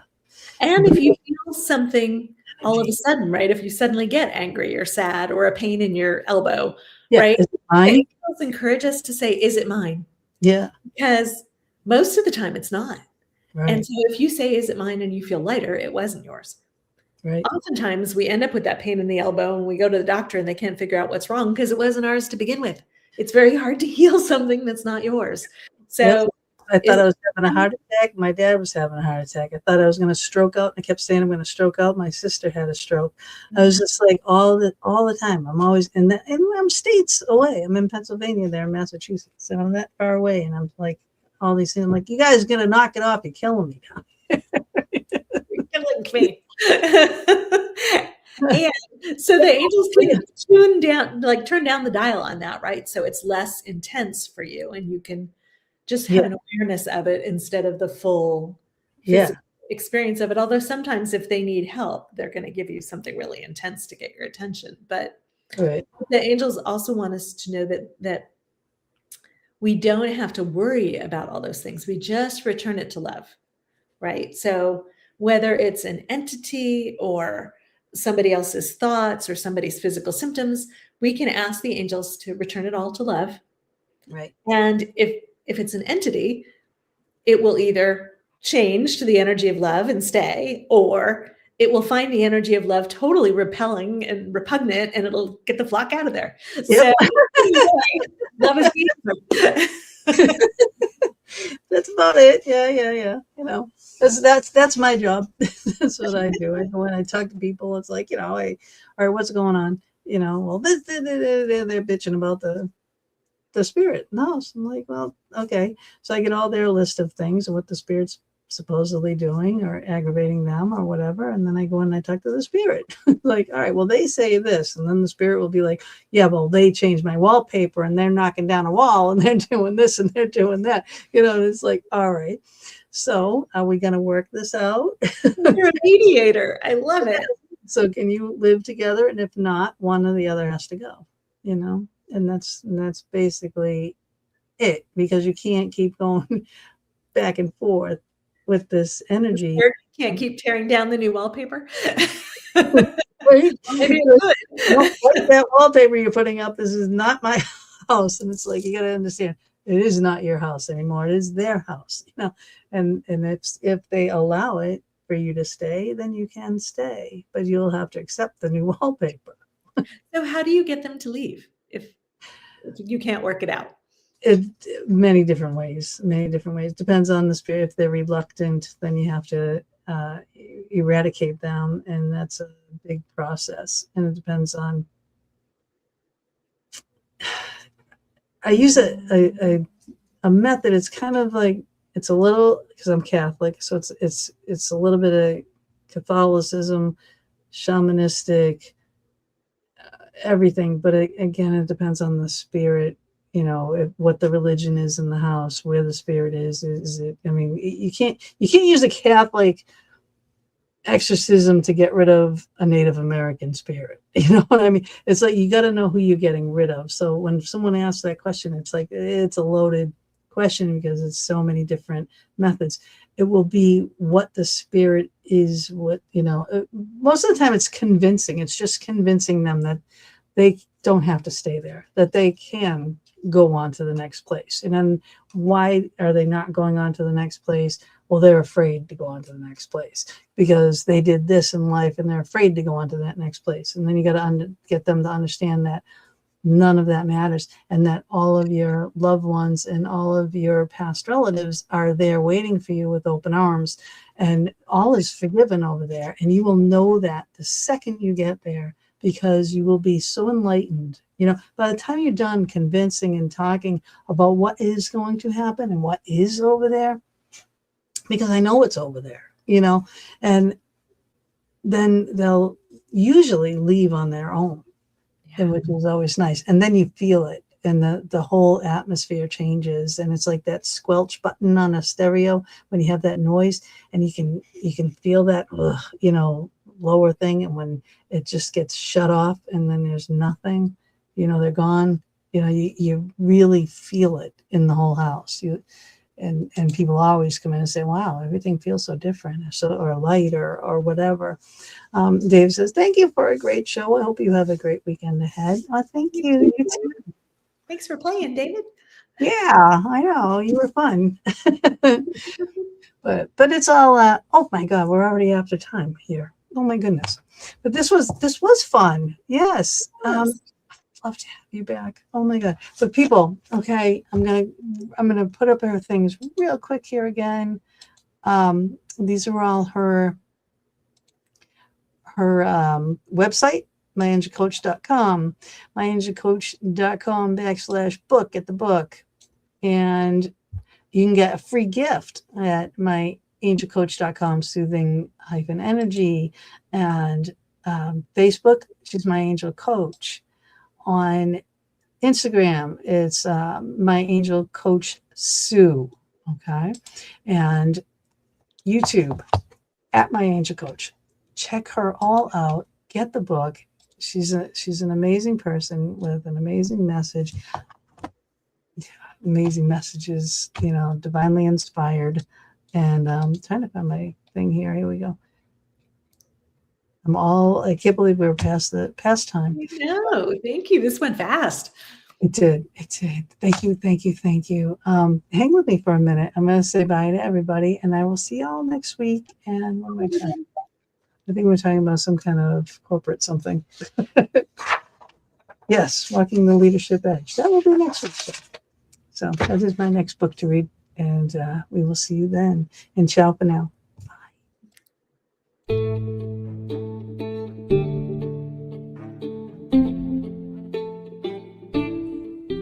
Thank you so much for joining us for another episode of the Fox Den with Gina B and Mama D. We are here every Thursday evening from 8 to 10 p.m. Eastern Standard Time, bringing you a variety of guests or our own intuitive oracle card reading shows.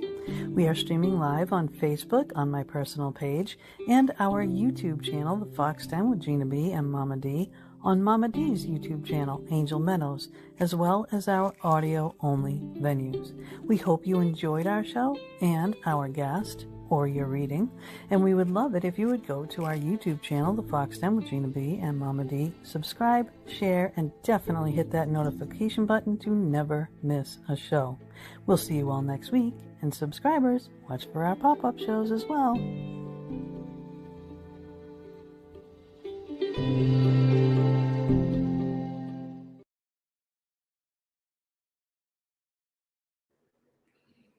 Yay!